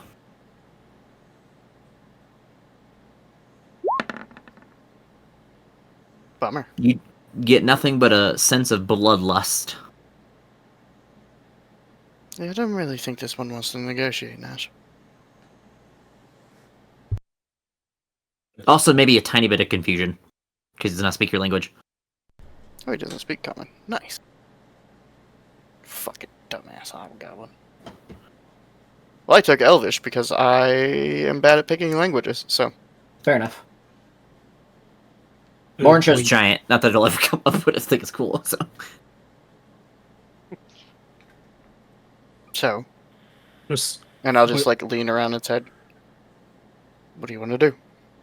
Well, whatever we need to. I know that the one on the floor there can talk to him, but he's a little unconscious right now, so I can Dad. keep trying to hold this. Oh, I'm talking to Vash, who's not dead, just trying to stir, so we can either tie this guy up and then deal with him later, or kill him now and deal with whatever comes next. I misunderstood. Right. Was that considered my action? No. I will then use my action, and according to my invocation, I can do this without material or somatics. We'll cast detect magic to get blood red eyes and just kind of stare at him and like push the sword in just a little bit. Try and use like body language of "don't fucking move," and I will end my turn. You get nothing from detect magic. Yeah, no, I'm not actually trying. I'm just using the intimidation of my glowing eyes. I will just so you know, again, it's a flavor thing. It does not grant any mechanical benefit. Just as a heads up. Like, even if it's like how you flavor it, your glowing red eyes will never, ever, ever, from detect magic, give you a mechanical benefit of anything other than detect magic. Okay, well, the sword being pushed into his throat should get the idea across. And he is immediately going to attack you. Okay. 25. Mm-hmm. He is unable to use his ability right now. So he's just going to hit you for 15. Okay. He still rolled really high, to be fair, but... And then it's Vash's turn. Dash's turn, because Vash is unconscious. Stable, but unconscious. You guys don't see that he is losing... Fucking kill it now! He's just tired. I guess. While grappled, am I able to get the weapon out of his hand somehow? You would have to do a contested athletics, and it would be really fucking hard. Because you don't... You know what? This is something I thought about too, and I just thought about this as I'm thinking about this. I'm going to say no for the specific purpose of things like disarming attack, and there's like spells and stuff that do it. Because those things exist, you would have to have some sort of mechanical ability to do so. Just to make it consistent and allow things like Battle Master and such to be a little bit better. I know, but I already have him grappled, where I'm guessing I'm holding him in a place where I could get the weapon out of his arms while I'm guessing I'm full Nelson, like have him in a full Nelson or something. And I get where you're coming from. Like, yes, you have him grappled and stuff, but the idea is disarming mechanically. Like, outside of combat, I don't give a shit. Inside of combat, I would say you have to have some sort of, like, ableness to do it. Like, an ability that allows you to disarm him. Just because otherwise there's no reason to take those abilities or spells or anything, and it makes those spells actually usable in combat now. Like, Battle Master, like, disarming attack is actually useful to bring in. It also makes abilities... there are creature abilities where, like, they can't be disarmed. Like, those abilities are actually useful now, too. Alright, am I able to force him to the ground, at least? Yeah, you can attempt to force him to the ground. That would be contested athletics still. Okay, I'll do so. He rolls a total of 9. I got more than that. Yes, you are, I would say, technically both prone. Okay. Then I have him prone on the ground, trying to just keep him grappled and restrained. Hoping maybe we could either kill him or tie him up at this point, but this is what I can do. In my turn. Noche. Like, how is Nash? Is he on top of him, or like what? I would say, like, yeah, he's probably got, like, his knee on his back or something, holding him to the ground, because he's grappled and restrained, so... He's Yeah, and then range attacks are at... Well, not technically restrained, he's just and grappled. then range but... attacks are at disadvantage, right? Yes. Okay, so probably not a good idea to do that right now. I'd probably say in this moment you don't have disadvantage, because he's, like, being held still. Like, the idea of, like, the reason it has disadvantage is because you can, like, roll around and it's hard to hit, like, a target that's, like, on the ground like that. I'd say in this instance, because Nash is holding him still, you are fine to make a range attack, and he will not have you will not have disadvantage. That's fine, but I want advantage, so I'll summon out Sturm. Okay. because I do not trust my rolls. To be fair, strength rolls are your rolls. Yeah, but I still don't trust them. Guess there's something here. 5, 10, 15. Does he get advantage at range if he does it at 5 feet or no? Give me a second. No, you have to be I don't know within how- 5 feet.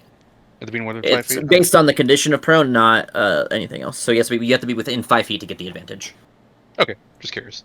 And yeah, he'll just take swings until he hits. Does this thing, yada yada. That was an advantage. Let me roll one more time. See if we got a crit. Roll the same thing. 21. The 21 does hit him. It Okay. barely manages to find purchase through his like shadowy kind of like armor that is there, but it does hit him. 15. Takes quite a bit of damage. Struggles and yelps, but he is still trying to attempt to just like flail his axe around. I'm guessing that was it. Would he be able to take an attack of opportunity if I move away? Or would that be a Nothing would- disadvantage? nothing But if would he's stop attacking him. at... He is if on the he's he at- is prone, so he would have disadvantage because it's an attack roll with disadvantage. Yeah, but he's also technically recklessly, so I assume that goes through like its entire turn. No, it does. It is only on your turn that reckless applies. He does not get advantage the entire time. Okay, and I'll just try to move away then. He will try to attack you. At disadvantage. Indeed, he does, and he misses with an 11. Okay. And then it's Jack's turn.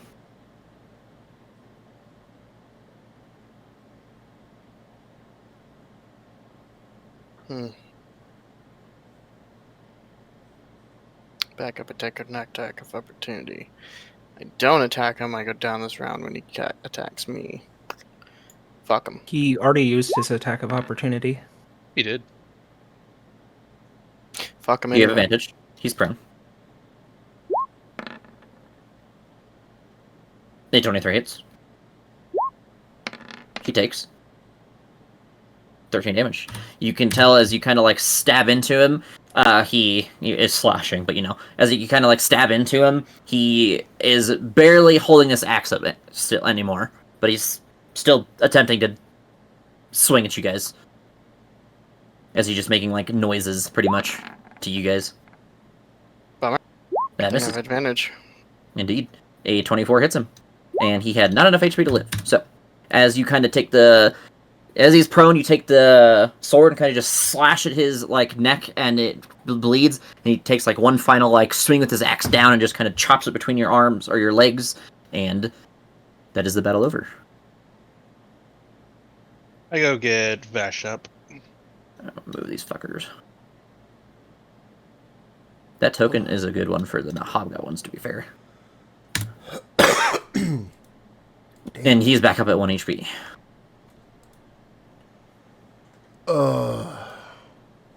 That sucked for me.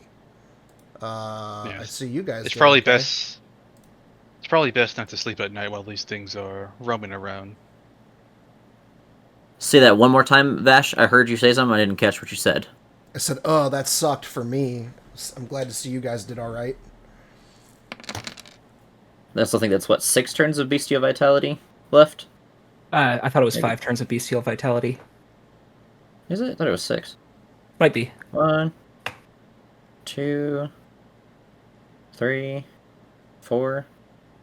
Oh, it is 5. Okay. I missed one.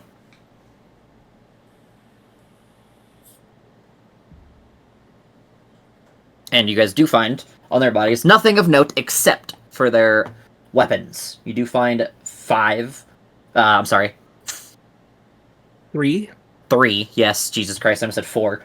3 Night Goblin daggers, and 1 Night Goblin Great Axe.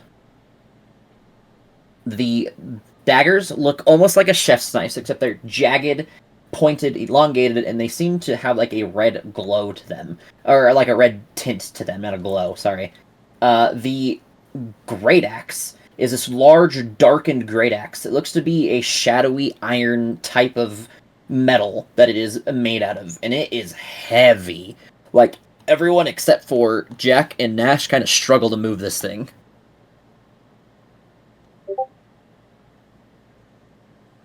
Uh,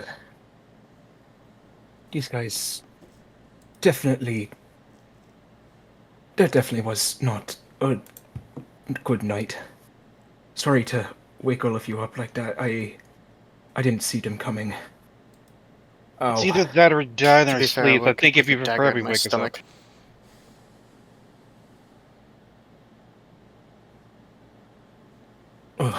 Well, he seemed a bit crazy there, not wanting to talk with you. I couldn't really see much from holding him the way I did, but He looked rather confused. I don't think he spoke common. Oh, you had him restrained? Yes, we had him restrained. Ah, I was it's a shame I was unconscious. I could have poured some sorry about. torpor down his throat and incapacitated him for several hours while we tied him up. I was assuming And that then you when can he rip woke his up- jaw open. Yeah, true. We could have tied him up and then questioned him once he woke up with psychic whispers. That is unfortunate. But I'm sure we'll have more opportunities. I was a little more concerned with the battle axe that was being constantly slammed into my body. Yeah, you're looking a little rough there, pal. Yes, a little beat up.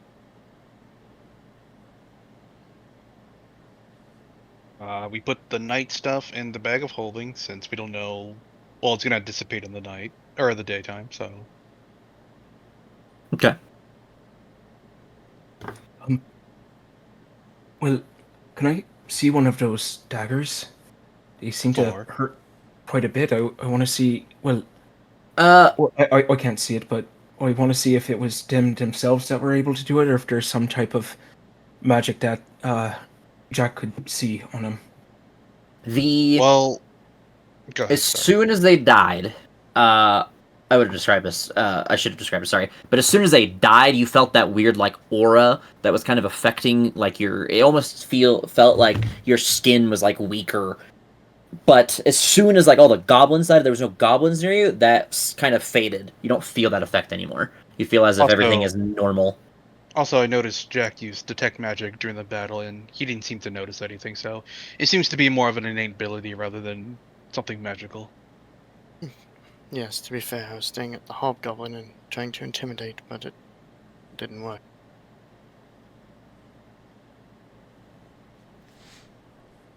Regardless, you should let me see one anyways, just to be certain. Very well. I give him a dagger. Take a After look he at it. casts detect magic, there is not. It seems to be like I don't want to say magical because it's not what it is. It is. There seems to be some sort of like generic magical arcane nature to it, like born of magic, but not like innately magic. Like the weapon itself doesn't do magic damage, doesn't seem to have any special effects. It is just a technically dagger, but because of the effect of it being affected by the sun and such, there does seem to be some sort of arcane nature to it, just not one born of like the same kind of magics that you use to cast spells. Kind of It spin it seems that they around were my hand a using. few times and put it back to you with the handle out. It's weird, but it doesn't really do anything. Yeah, from the way you describe it, it seems they were able to use it as a conduit for their more, I guess, dangerous abilities. Possibly. I'm not sure. It's weird, but it doesn't do much of anything. It's nothing more than a trophy for Axon. Well, maybe we should at least clean him off first for him. I don't think that. Probably prefer it to be with all the nasty shit on it. I was about to say, I don't think that man cares very much. I think he would like it more with blood. I. Also, Besides, look at him. And I point to Aiden sleeping in a bundle. How the fuck did he not get hit? Well, maybe they didn't see him as a threat. he did Maybe sleep under It's the bullshit. cart. He hasn't spoken for an entire day and has done nothing. He sleeps, and we get our asses kicked. I kick Aiden awake. I'm pretty sure the French are neutral in most combat situations. I thought you called him a Frencher, like French with ER at the end. I was like, Jesus, Give him the hard R, damn. creating slurs in the French now, Jesus. Oh, sorry, the French. Well, New nickname for Aiden. He's called the Frencher now. maybe they just have a thing about goats, or they maybe taking him alive for. That's also going to be food. racist. Anyway, Also, if he was here, it would have just been one more goblin added to that fight. I bled a lot, and though I feel a bit better, I think I think it's time Uh, for the greatest magics of the world. A good night's rest. yeah. Has It's anybody still- ever noticed how healing potions seems to lose their effectiveness over time? It seems like the stronger we get, like the less useful the smaller ones seem. Anybody ever notice that? I mean, you could sit down and chug them back to back to back to back to back to back to back to back to back. I mean, yes, but usually it just takes once to make you feel all better. But now, you have to choke down a whole lake for it. It's kind of like every meal. Remember when you were a lad and you only needed like one pork chop or something to keep you going for the day, and now that you're grown, you need, like 3 pork chops or something. Just the bigger you get, the more you need to fill up your belly. I was totally expecting him to say just 3 porks. Well, Yeah, I mean, now I'm imagining like little Nash like eating like 10 meal portion. Like what the fuck? I couldn't afford that. I could tell. It's okay, Nash. I make fun of him for being poor too. With Listen, you did it to Nash all the time. I gotta do it to someone at least. This is I'm gonna- revenge, damn it. I'm gonna go cuddle up with Aiden where it's safe tonight. oh god, I imagine. Apparently, we should just pile on him. He's just a complete anti-magnet for danger. I'm no one's It's all the whisperings of the mad god inside of his head. You hear him speaking gibberish in his sleep. They're terrified of out of that. my head. He talks That's in his crazy. sleep. I can't understand a word he's saying. Oh, you mean Aiden? Never mind. What I the? wonder something. Axon said that they don't do good in daylight, but do you think if we have more light sources around us next time it will help out in any way? Whether firelight or even dispel light? do you think- Dispel light. I don't. No, duh, spell light. Spell. Oh, right. Your accents are really thick sometimes. Right, sorry. Remember, he said that the light ruins the effectiveness of their weapons, and they don't seem to regain the innate abilities. And he wants the things He said- intact. He said specifically sunlight does that. He does not know how like bright light or like magical light would affect it. He doesn't know. I mean, we do have one dagger we can test that on. I think we should. That's true. There's There's 3 dead bodies. also there's a bunch of dead bodies we can test the light spell on. Well, we'll have to When- wait for Aiden to wake up to do that. I I'm kick him pretty awake. Sure he's the only one that can do it. Aiden suddenly sleepwalks and casts light on. Do you want to do it on a weapon or do you want to do it on a body? We'll do it on the body first. So we're gonna do one of each. He's gonna do it on the goblin. As he casts light on the goblin, I don't know if you'll get much because the goblin's dead. But give me 1 second. Where did I put them? Their skin seems to like brighten in color. It becomes almost like a ash gray, where it becomes a little bit easier to see at night. They seem to probably lose their advantage of night and sneakiness when they are more easily seen with light around. Now, Okay. when you cast it on the hobgoblin, you see that shadowy like aura that was around him that created like this almost armory effect begins to like dissipate. His skin seems normal, doesn't seem to be resistant to any kind of damages, and it also seems to make him easier to hit. Okay. But that is with bright light attached to him. You do not know how dim light works. Okay, that's bright light. Okay, I'll ask Sleepy Aiden to dispel the light spell, or just wait for it to like go away, and then I want to try Torchlight. Torchlight. When you bring the torchlight to it, it give me a second. When you are right next to it, it does the same thing. In the bright light, at like the center areas of the torch, it does seem to dissipate that armor that the hobgoblin had around it. Seems light in general dissipates some of their abilities.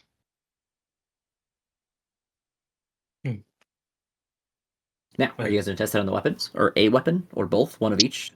Nah, I think that's enough for me. Okay. Well, the weapons magic kind of went away when these, well, I don't want to say poor goblins, because they did kind of try to kill us, but the goblins died and the magic went away. Please do So- not feel bad for them. Well, No, They are psychos. don't. Anything Oh. that tries to kill you is generally not a poor anything. You shouldn't No. feel bad for these night goblins, and I firebolt the corpse. See?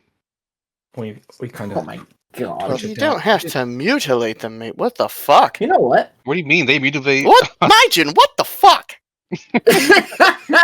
Nash, as you see the disrespecting of the corpses, and you attempt to defend the dead despite their innate anger and psychopathy during their life, you feel a warmth.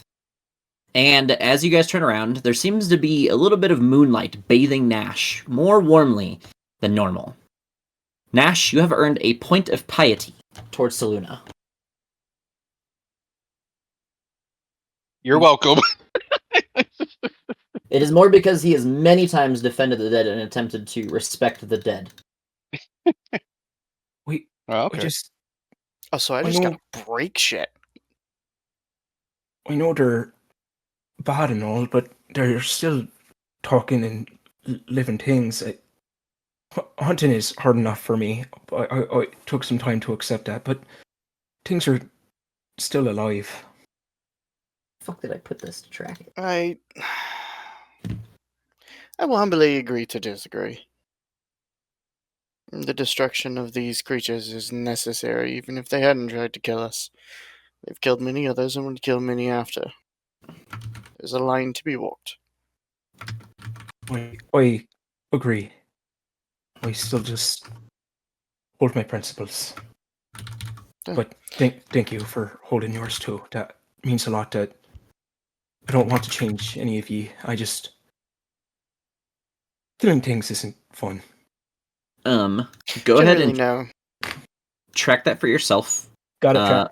Every time I give you one, I'm going to ask you what you're at, because there are bonuses at certain things that I will give you. And that goes for everyone, once you guys hit things. Well, can't summon storms. Time to start breaking shit. Immediately runs over and just breaks our cart. I just fucking pull out the warhammer and fucking go to town. And I just... Oh, wait, we rented that. We said we bring it back. Because I don't think Oh, we're no. like, oh, I get witch bolt. Yeah, okay. I could throw a goblin at it. Still, Just imagine the BG3 sound effect of a body slapping against a piece of wood. I'm gonna let go of this guy now. I don't think he's gonna go anywhere. and Why I'm were gonna you go- holding onto I him this hadn't entire even noticed you time? were still holding him. That's Wait, Kind of strange. creepy. I kind of got lost in myself after I was trying to recover and didn't. I forgot that I was holding him. Alright, felt like well, I I'm knew going to Respecting bed. the dead. Good night. Again. Sorry about that. What? Sorry for what? I woke up to a dagger in my stomach. What? What? I was apologizing to the hobgoblin.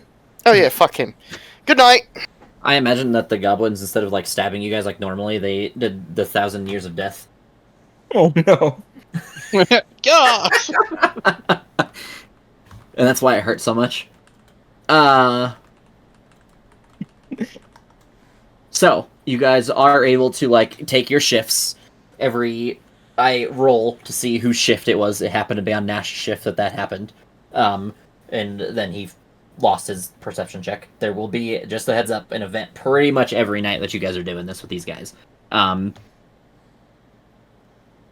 I had a thought, and then my brain shut off. Fuck. Never mind, because I don't know what the fuck I was gonna say. Uh, son of a bitch. Um, so yeah, you guys can long rest. There's no other things that are happening tonight. Again, narratively, you guys are like taking turns on your shifts. Vash, you were second. Is that what it was, or are you taking everything else after Nash? How does that gonna work? We're doing what, like 4-hour shifters? Wait, That's up to you guys. You guys tell me, and then I do things based on that. And it's a long rest, not a short rest. Yeah, I know. I- I just misclicked. I think you'd still only do 4 hours because concentrating for the next however long it would be difficult. But you only have to be attentive for that time. The rest of the time, you just be awake doing your own thing. Well, how much longer is the night? It is. I would probably say it's a good like. I'm gonna say like 10 hours is night. So it would probably take 2.5 shifts of watching when it's actually night, not like when it's getting to night either. Like that doesn't count sunset. That's like when it's night outside. Okay. No light, no sun. Well, I'm near death. I need to recover hit points. So I can either like You would get your long rest after Nash's shift because you trance. So you would sleep for now, and then you would get your long rest, and then you would be on shift.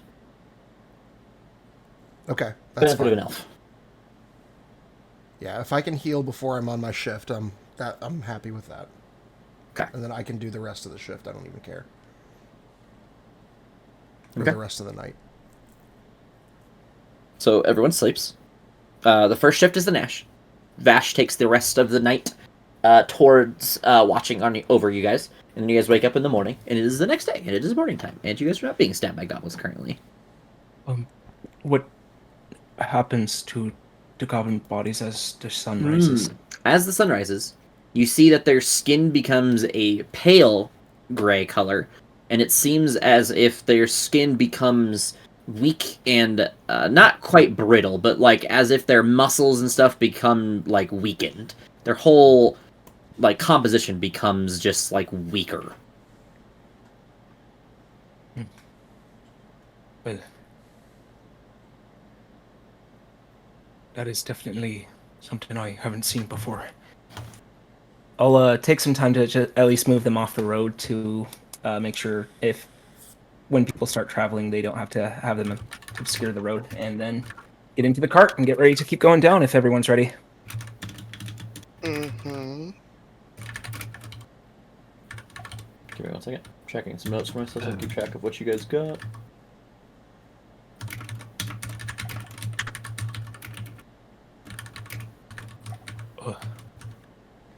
So for tonight, should we put some torches out throughout tonight just to kind of have a little more sight and a little bit of a protective field, maybe?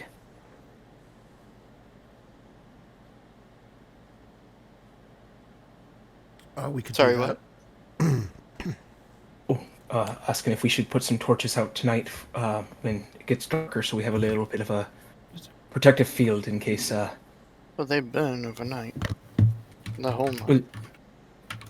Well, we have 10 of them, so if we have 4 and rotate them for a while, I think they last 2 hours. I think it's an hour for a torch. Let me double check. I could be wrong. Yeah, torch burns for 1 hour, providing bright light in a 20-foot radius and dim for an additional 20. I have So 5 maybe- candles and a hooded lantern. The candles will not help. So we can maybe have a torch, at least one torch, out for a bit, or have one set up to be easily lit when the goblins come. Or maybe we can have like a campfire and gather some wood so we have some that continuously burning throughout the night. Or we just. Let me check.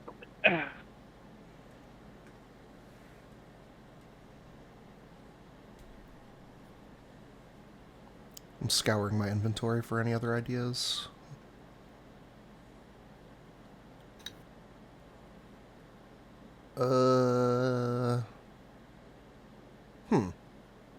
I have 2 flasks of oil, which I assume are to power the hooded lantern.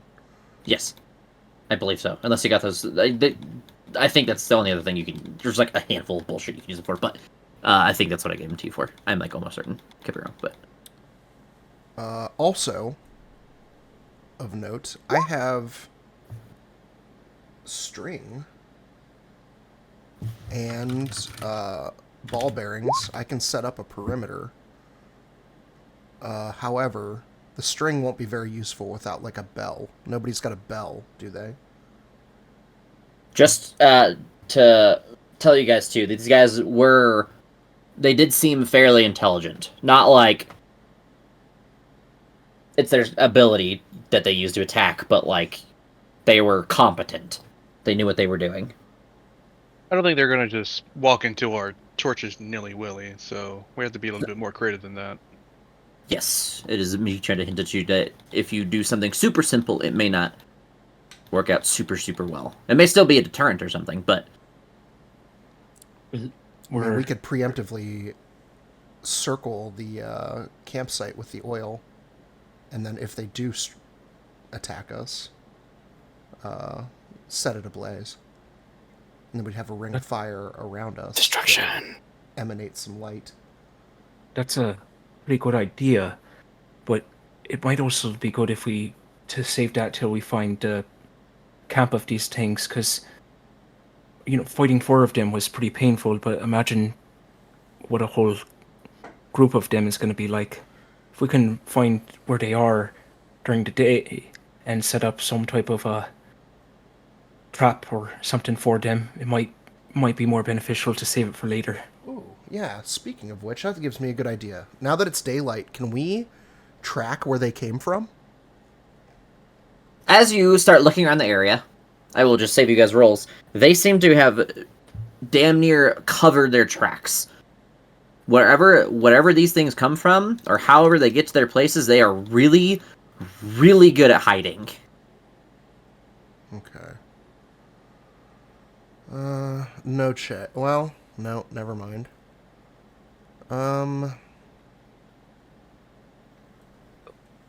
Nobody has access to the daylight spell either. Actually, that's level as you 3 guys- spell anyway, right? As you guys are looking through We the have area level 3 too, spells. Oh, you do guys we? look at the combat area, and you realize that even the areas that they were fighting in seem as if they were light-footed. Like, you can barely tell that they were fighting where they were fighting.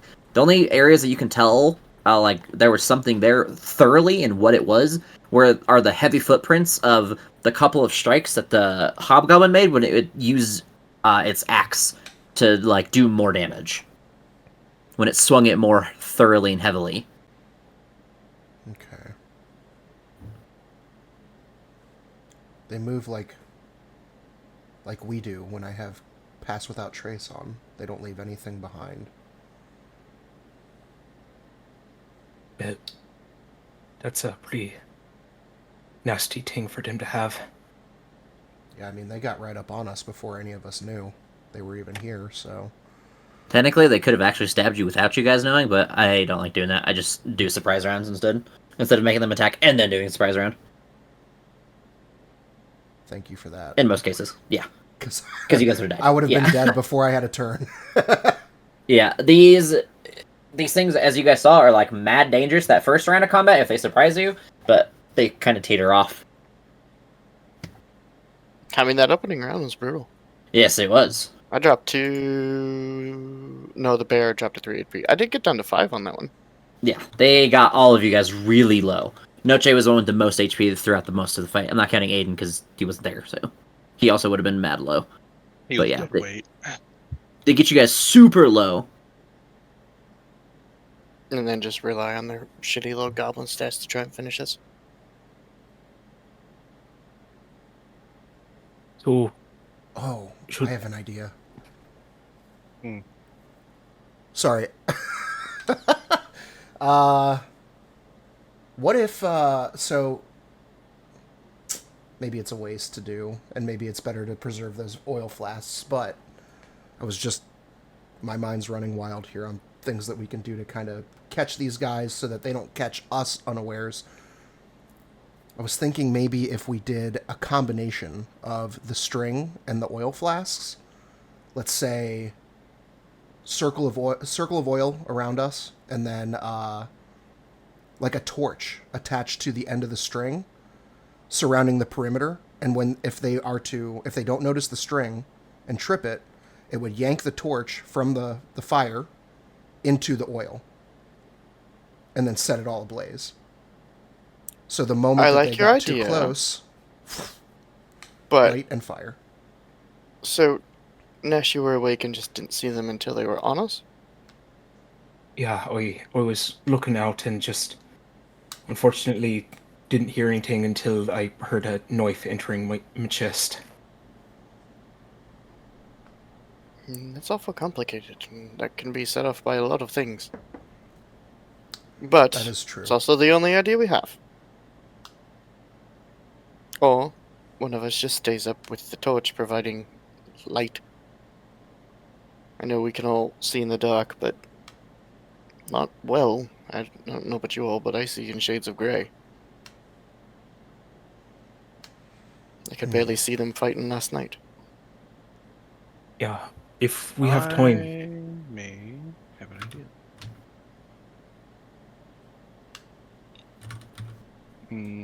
I have an idea. And all it requires is rope, but no preemptive surprise before that. Okay, DM, let me know if this is possible. So the light spell says an object can be no longer than, or no bigger than like 10 feet in order to like light it up, right? So if I get like a, Go ahead, continue. so if I get like a 10 feet foot of rope and use the light spell of that, will the entire rope be lit up? How long does light last before we try to rely on An it? hour. I mean, you'd have to get up a lot. That might interrupt your long rest. Well, no, because my idea is once they attack us, Aiden could just light it up. So we have this 10 So foot we can feet at of least rope see. that's lit up, and then there's a 20-foot radius of bright light around it. I think someone asked me this before, and the way I rule it is it creates like a small moat on top of whatever attached, or like attached to whatever it is, like if it's a shield or something, and that area becomes like an area that becomes 20. So you can't attach it to a 50-foot rope and get 50 times 20 feet of light. It would No, just it's be only- like whatever area. Yeah, but it's 10 feet of. It's only 10 feet that it can light up, so it can't be like 50 foot. Yeah. And I think the one you're thinking of is Dancing Light, which actually is a moat. No, I explained it as a moat. I know exactly what the spell's differences are. What I'm Okay. saying is, like, unless I, again, misinterpreted the question, was you can't use light and light up the whole rope. It would light, like, a small area, and it would be that specific 20 feet, and that can't be changed in any given way by being creative with what you attach it to. It is either... Go ahead. Oh, I also think it's a single point, so it would only be one point on the rope and not able to. Let's see. Yeah. So, like, you touch a part of something, and it can't be any bigger than whatever it says, and then it creates from that point that you touch 20 feet, and that is a set 20 feet. So, like, touching something that is 10 feet doesn't, or touching something that's, like, 50 feet long doesn't create, again, that extended light. It would just be from wherever that light is set, where you touch it, 20 feet. Straight from there. That cannot be changed or modified by getting creative with an item, unfortunately. Okay. There's the spell. Is that 2024's? Because 2013 says, like, a dimension no bigger than 10 feet or some dumb shit. This might be 2024's. I just copied it from. I don't think it really matters. It gave you a specific dimension in 2014, so I was curious. Yeah. If you guys ever...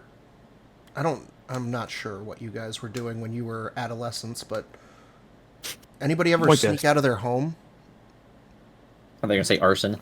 under the guy, like, away from, like, trying to, sneak out? We used to do... Alice and we used to do that a lot, and we would create basically straw dummies that we would then hide under the sheets of our bed. Now, I know we don't have any straw right now, but if we spend the day collecting sticks and the like, we could create a fake camp, lure the goblins in to the fake camp, and when they attack our straw doppelgangers, we ambush them.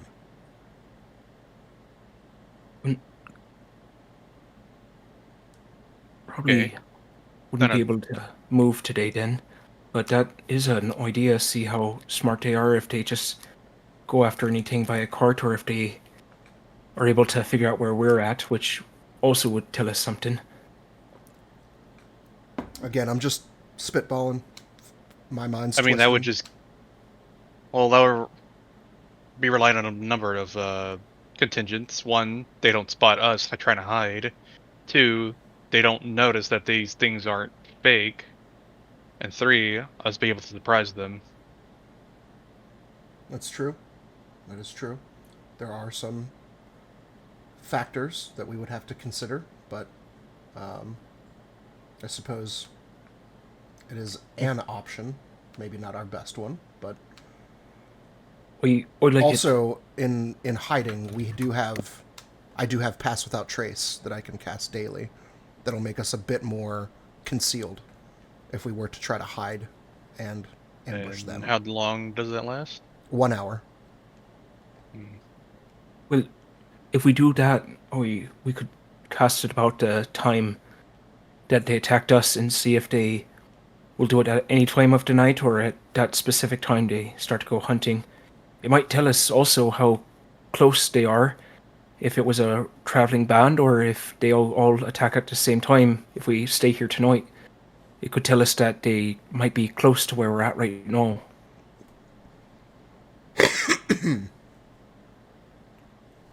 Anybody have any gunpowder? What's a gun? Black powder. Yeah, black powder would be more accurate. Yeah. Gunpowder exists, but you guys don't know about it quite yet, as you guys are still learning about firearms. Well, I don't even want to say learning. You guys will learn about them. We did, I guess, learn a bit from that one scorched book that we found with the druids, but I think they just mentioned it. I haven't been able to ask for any. Sorry. So, what do we think? Should we put up the defensive wall? Should we just try to not to have a continuous torch burning throughout the night and have a protective area, or should we spend a day collecting stuff to make some dummies? I think those are our three best options.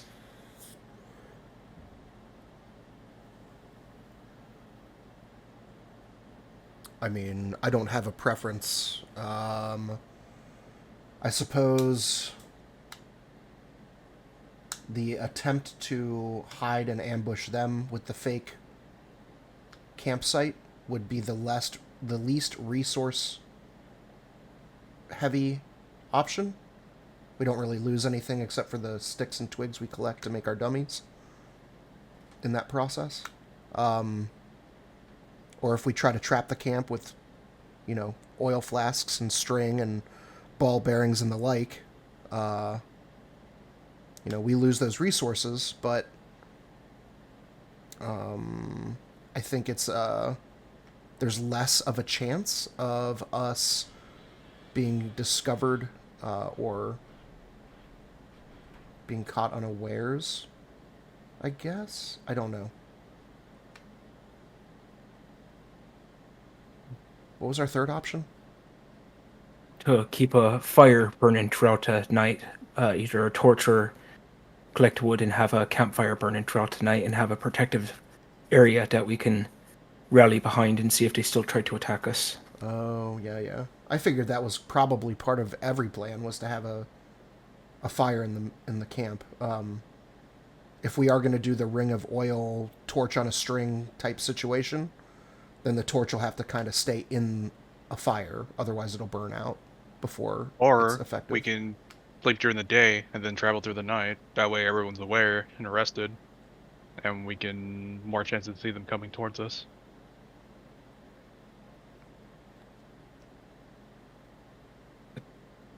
We could do that too. Wouldn't have to worry about getting woken up in a very painful way.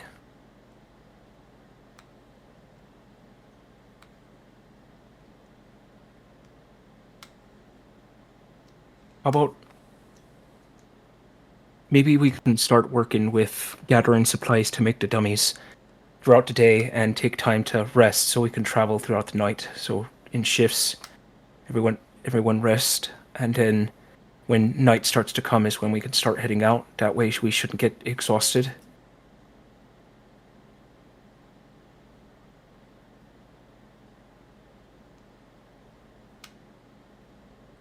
I mean, that, like I said, I'm okay with anything. Does anybody have a preferred plan of attack of these 3 or 4 ideas we have?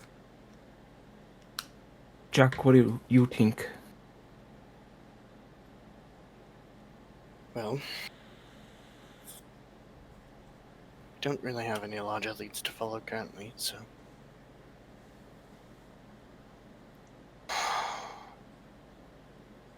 I don't know. It's. They all have their pros and cons.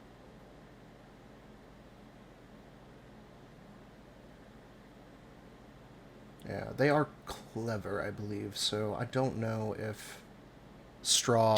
It's another thing, fakes too. I mean, it takes up some semblance of intelligence to completely surround a group of adventurers undetected and simultaneously attack us all.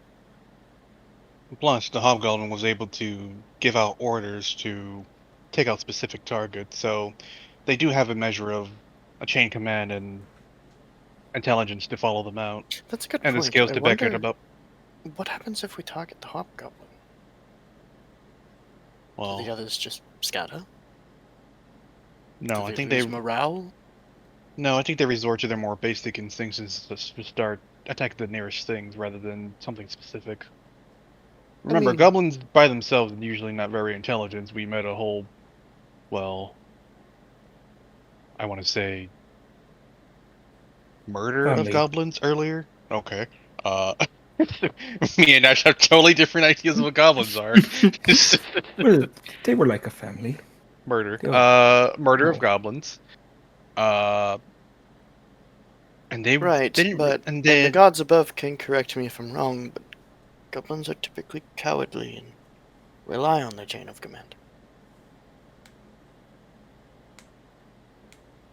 Of course, then we don't Yeah. get deckers. I don't know they're smart enough to retreat. Is the issue? I don't That's a think good the point right there, bestial though. level of intelligence, even a basic beast, knows when it's outdone and will run from a fight. I think instincts-wise, yes, but intelligent-wise, maybe not. Here is a mean thing to say as well.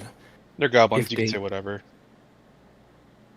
If they do start running, I think I trust all of you have the ability to take care of a goblin that's running away. I think that's something that we could handle. So the So- more we talk about it, the less confident I am about the fake camp idea. I just feel like they're going to see through it. The So- Hobgoblin will, at least. Yeah. They're a little bit more intelligent than Nuche gives them credit for. Maybe not much, but some. I So- think our best idea right now is to have a fire. I don't know if we want to use our trap yet until we know more about them. I couldn't tell you where they're coming from, so we might want to save the stuff. So we could either have just a fire and keep traveling, or rest throughout the day and travel at night and see if they attack us then. That way we'd all be awake.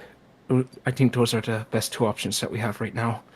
So travel at the day, rest at night with a fire, or rest today and travel at night. What would you guys prefer? Well, at least if we're traveling at night, we're more alert, so. And that is when they choose to hunt, so I think that is our smartest option, to be honest. Might be a little bit harder to investigate for them, but I think we'll be able to see where they're coming better.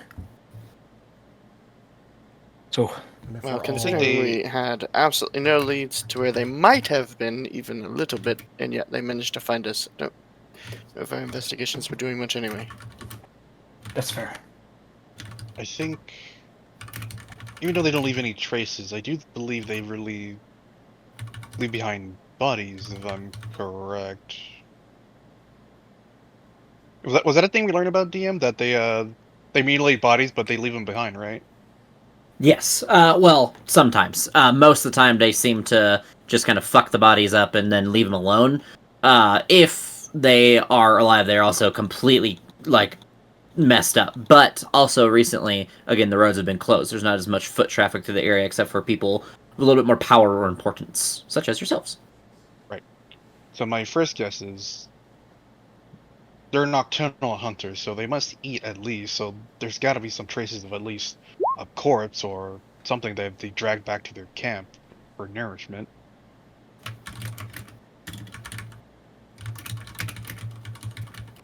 So we still might find some stuff as we're traveling at night. I think that's good. So should we? Oh, go ahead. No, go ahead. I wasn't going to. Oh, I was just confirming. Should we rest for the day and start traveling at night and search for clues at night while we're traveling? I agree with that. Yeah, it's probably the best option.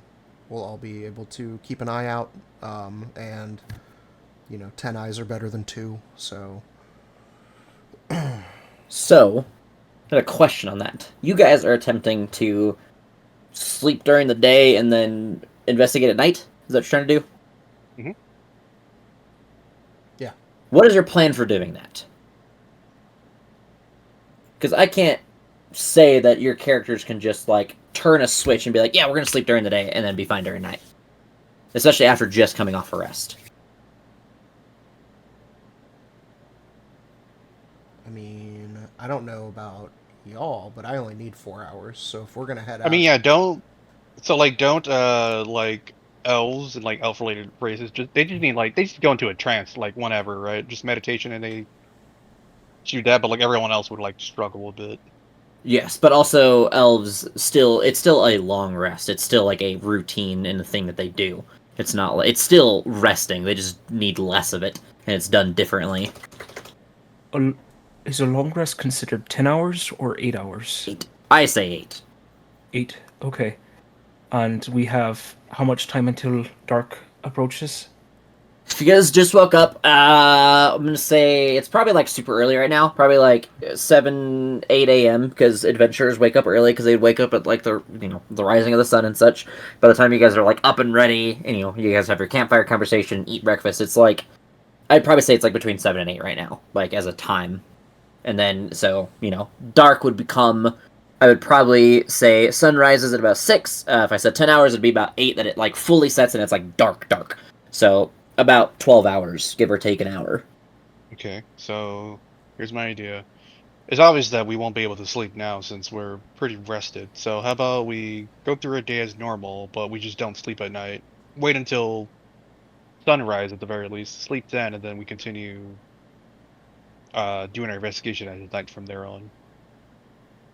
Oh, I'll do this too, just to mainly because I've never had to deal with this before. Like, because you can technically, like, mechanically just, and I don't think this makes any sense to me, but you can just be like, I don't want to sleep. I don't think that makes sense for people who are, need power and stuff. I would probably just make it like a Constitution saving throw that you guys have to make to stay awake. Otherwise, you just sleep and get a long rest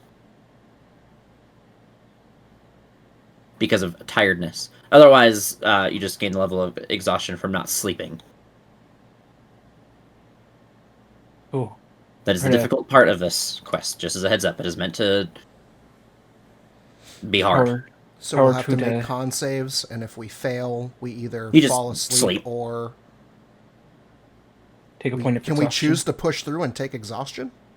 No. What I'm saying is, mechanically, technically, and I don't like this, is what I was trying to say, is I don't like that you could just be like, I don't want to sleep. That doesn't make any sense to me. So I would probably say if you're pushing through the night to, like, be able to benefit from a long rest during the day instead of night, that you would have to make a con save to not fall asleep. If you push through the night normally, you are still going to be tired, because you just didn't sleep for a whole day. You're still going to get a level of exhaustion. If you fail the con save, you're just going to fall asleep, and it's treated as your long rest. You just sleep, and normal stuff happens.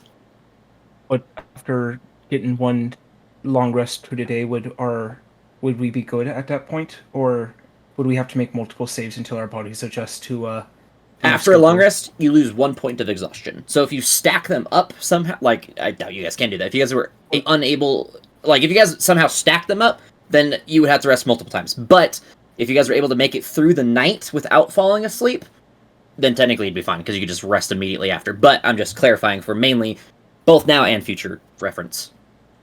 Can someone that fails their con save and falls asleep be woken up by someone who's saved and is awake?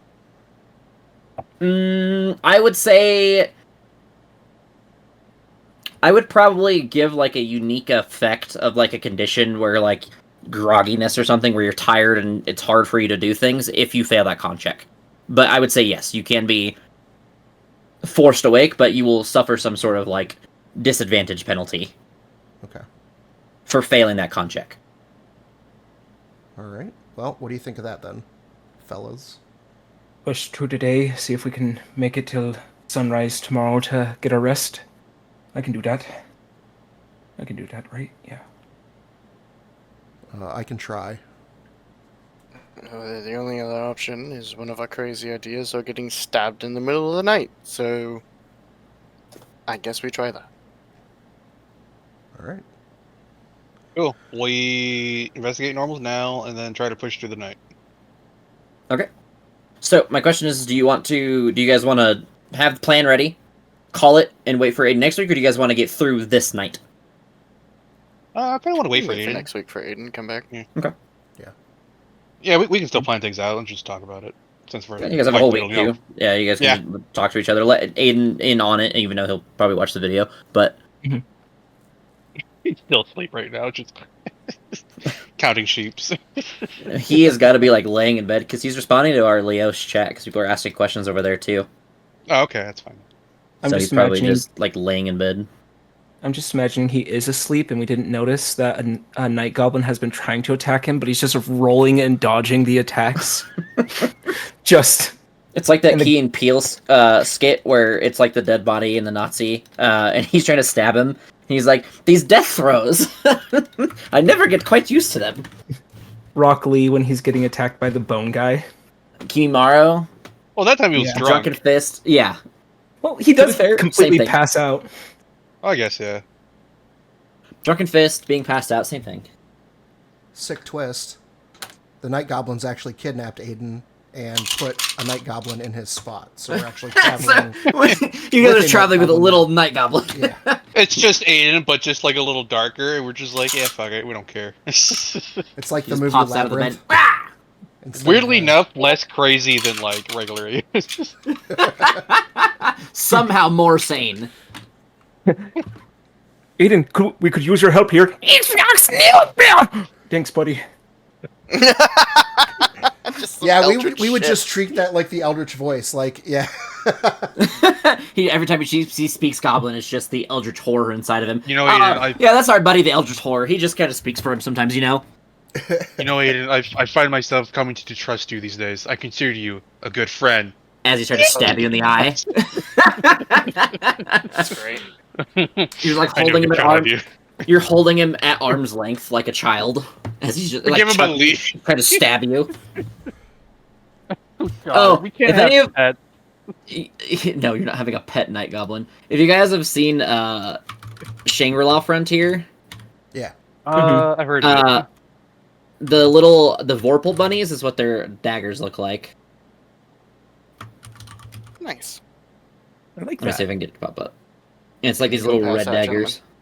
Yeah, see ya. I'm trying to see if I can find it. Have a good night, y'all. Deuces. Damn, they don't have a gif of it. I guess I could just post a picture. The axes I don't have any reference for. I was watching Shangri-La Frontier as I was making the Night Goblin stuff, and I was like, oh, that sounds cool.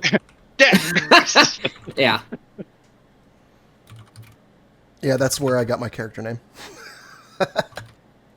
Oh, nice. Was Shangri-La Frontier. It's the What? Vorpal Bunny mascot. Oh yeah, Vash! I Yeah. remember that because I was watching it, and I was looking at it, I was like, huh, that's interesting. I never like put two and two together. I never even thought about that, but yeah, that makes a lot of sense. I mean, it does make more sense. A bunny has long ears, an elf has long ears. Mm-hmm. Oh, it just took forever. Most of my characters' names actually have a story behind them. I'll step down, Chad. That one's just like I just came up with it. Yeah, I was wondering because I was like thinking about it earlier as I, when I messaged you that thing. I was like, kind of like, huh. All of the names make a lot of sense that we've come up so far, except for his, because I haven't done research on like all of them. I've only seen some of the for obvious reasons. I'm naming important people the things that like the same naming scheme that we used initially that was initially used. But like as I was looking at stuff for some names, I was looking at yours. I was like, huh. I can't say anything with his. I wonder what it came from. And I never just like thought to look or ask. I figured it was attached to something of some sort. Oh no, just no. It was just something like I was trying to think of a name for him, and I was like trying to sound things out. I was like, well, what would make sense? I was like, oh, that should sound cool. I mean, But yeah, usually most of my characters have a story behind it, which is kind of interesting. yeah, same with mine. It's either but I then- made it up or there's a history behind it. I made it the fuck up. I made it Um, fucked up. Welcome Yeah. to being a DM. Same with mine, except for my like username Gromtic. That was literally I was like I should come up with a new name, and I smashed my keyboard and came out with Gromtic, and I went that sounds like a word. I thought it was from a thing. I was like, oh, okay. Nope. I literally I think it was Stardew Valley. I was like I should come up with a weird name, and I just went Gromtic. Yep, that sounds like it would be a thing. I got my name. I got given my name because I used to be. This is so ridiculous. I was a kid when I made my first gamer tag, and it was Shooter Dude 00. I will never That's forget that awesome. because I made it for Call of Duty, for Black Ops, the first Black Ops, and I had that for so long until I switched to Xbox like years later, and my friends started calling me Joker like online because I forgot what game we were playing, man. It was so fucking long ago. I think it was like For Honor, I want to say. No, it wasn't For Honor because I got it before For Honor. I forgot what it was. It's been so fucking long. But I was playing online with a bunch of friends, and I pretty much like started cackling like maniacally because I was like fucking popping off and like doing something stupid in a multiplayer game, and they started calling me like Joker as a joke because my laugh was like terrifying at the time, because I was also like hysterically insane at the time because my life was horrible. So they started calling me Joker, and I just took it. Except I added a 3 because everyone takes Joker, so I just put a 3 in it, and I've had that ever since. My character names are random. I just come up with something that sounds cool and put it in there. Fantasy I'll be generator. honest. Okay, cool. No, I usually have like an idea. Like Morin, his name is based on a host of like random shit I put together. Like his actual name is different too, or is based on a specific thing. But like, I've had Morin based on. I was gonna name him something around the idea of oh fuck, I forgot the name of the saying. It's like that Latin saying of like death. Memento Mori? All men must die. No, Memento Mori. Yeah, Memento Mori. I was gonna name it around something Memento Mori, and I was like, huh. And then I just put an N at the end of Mori, and it was Morin. And that's where I came up with his name. That's clever. I thought you were just saying like mourn as in mourning people and then making it fancy. That's a You're good one too. mourning- You're I was mourning playing. people.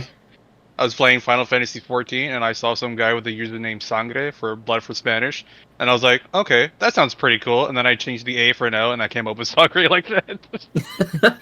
That's funny because I always thought your name was spelled Sangre, like the word for blood in Spanish. It is, but I switched out one of the letters to make it So it sound was like. super obvious.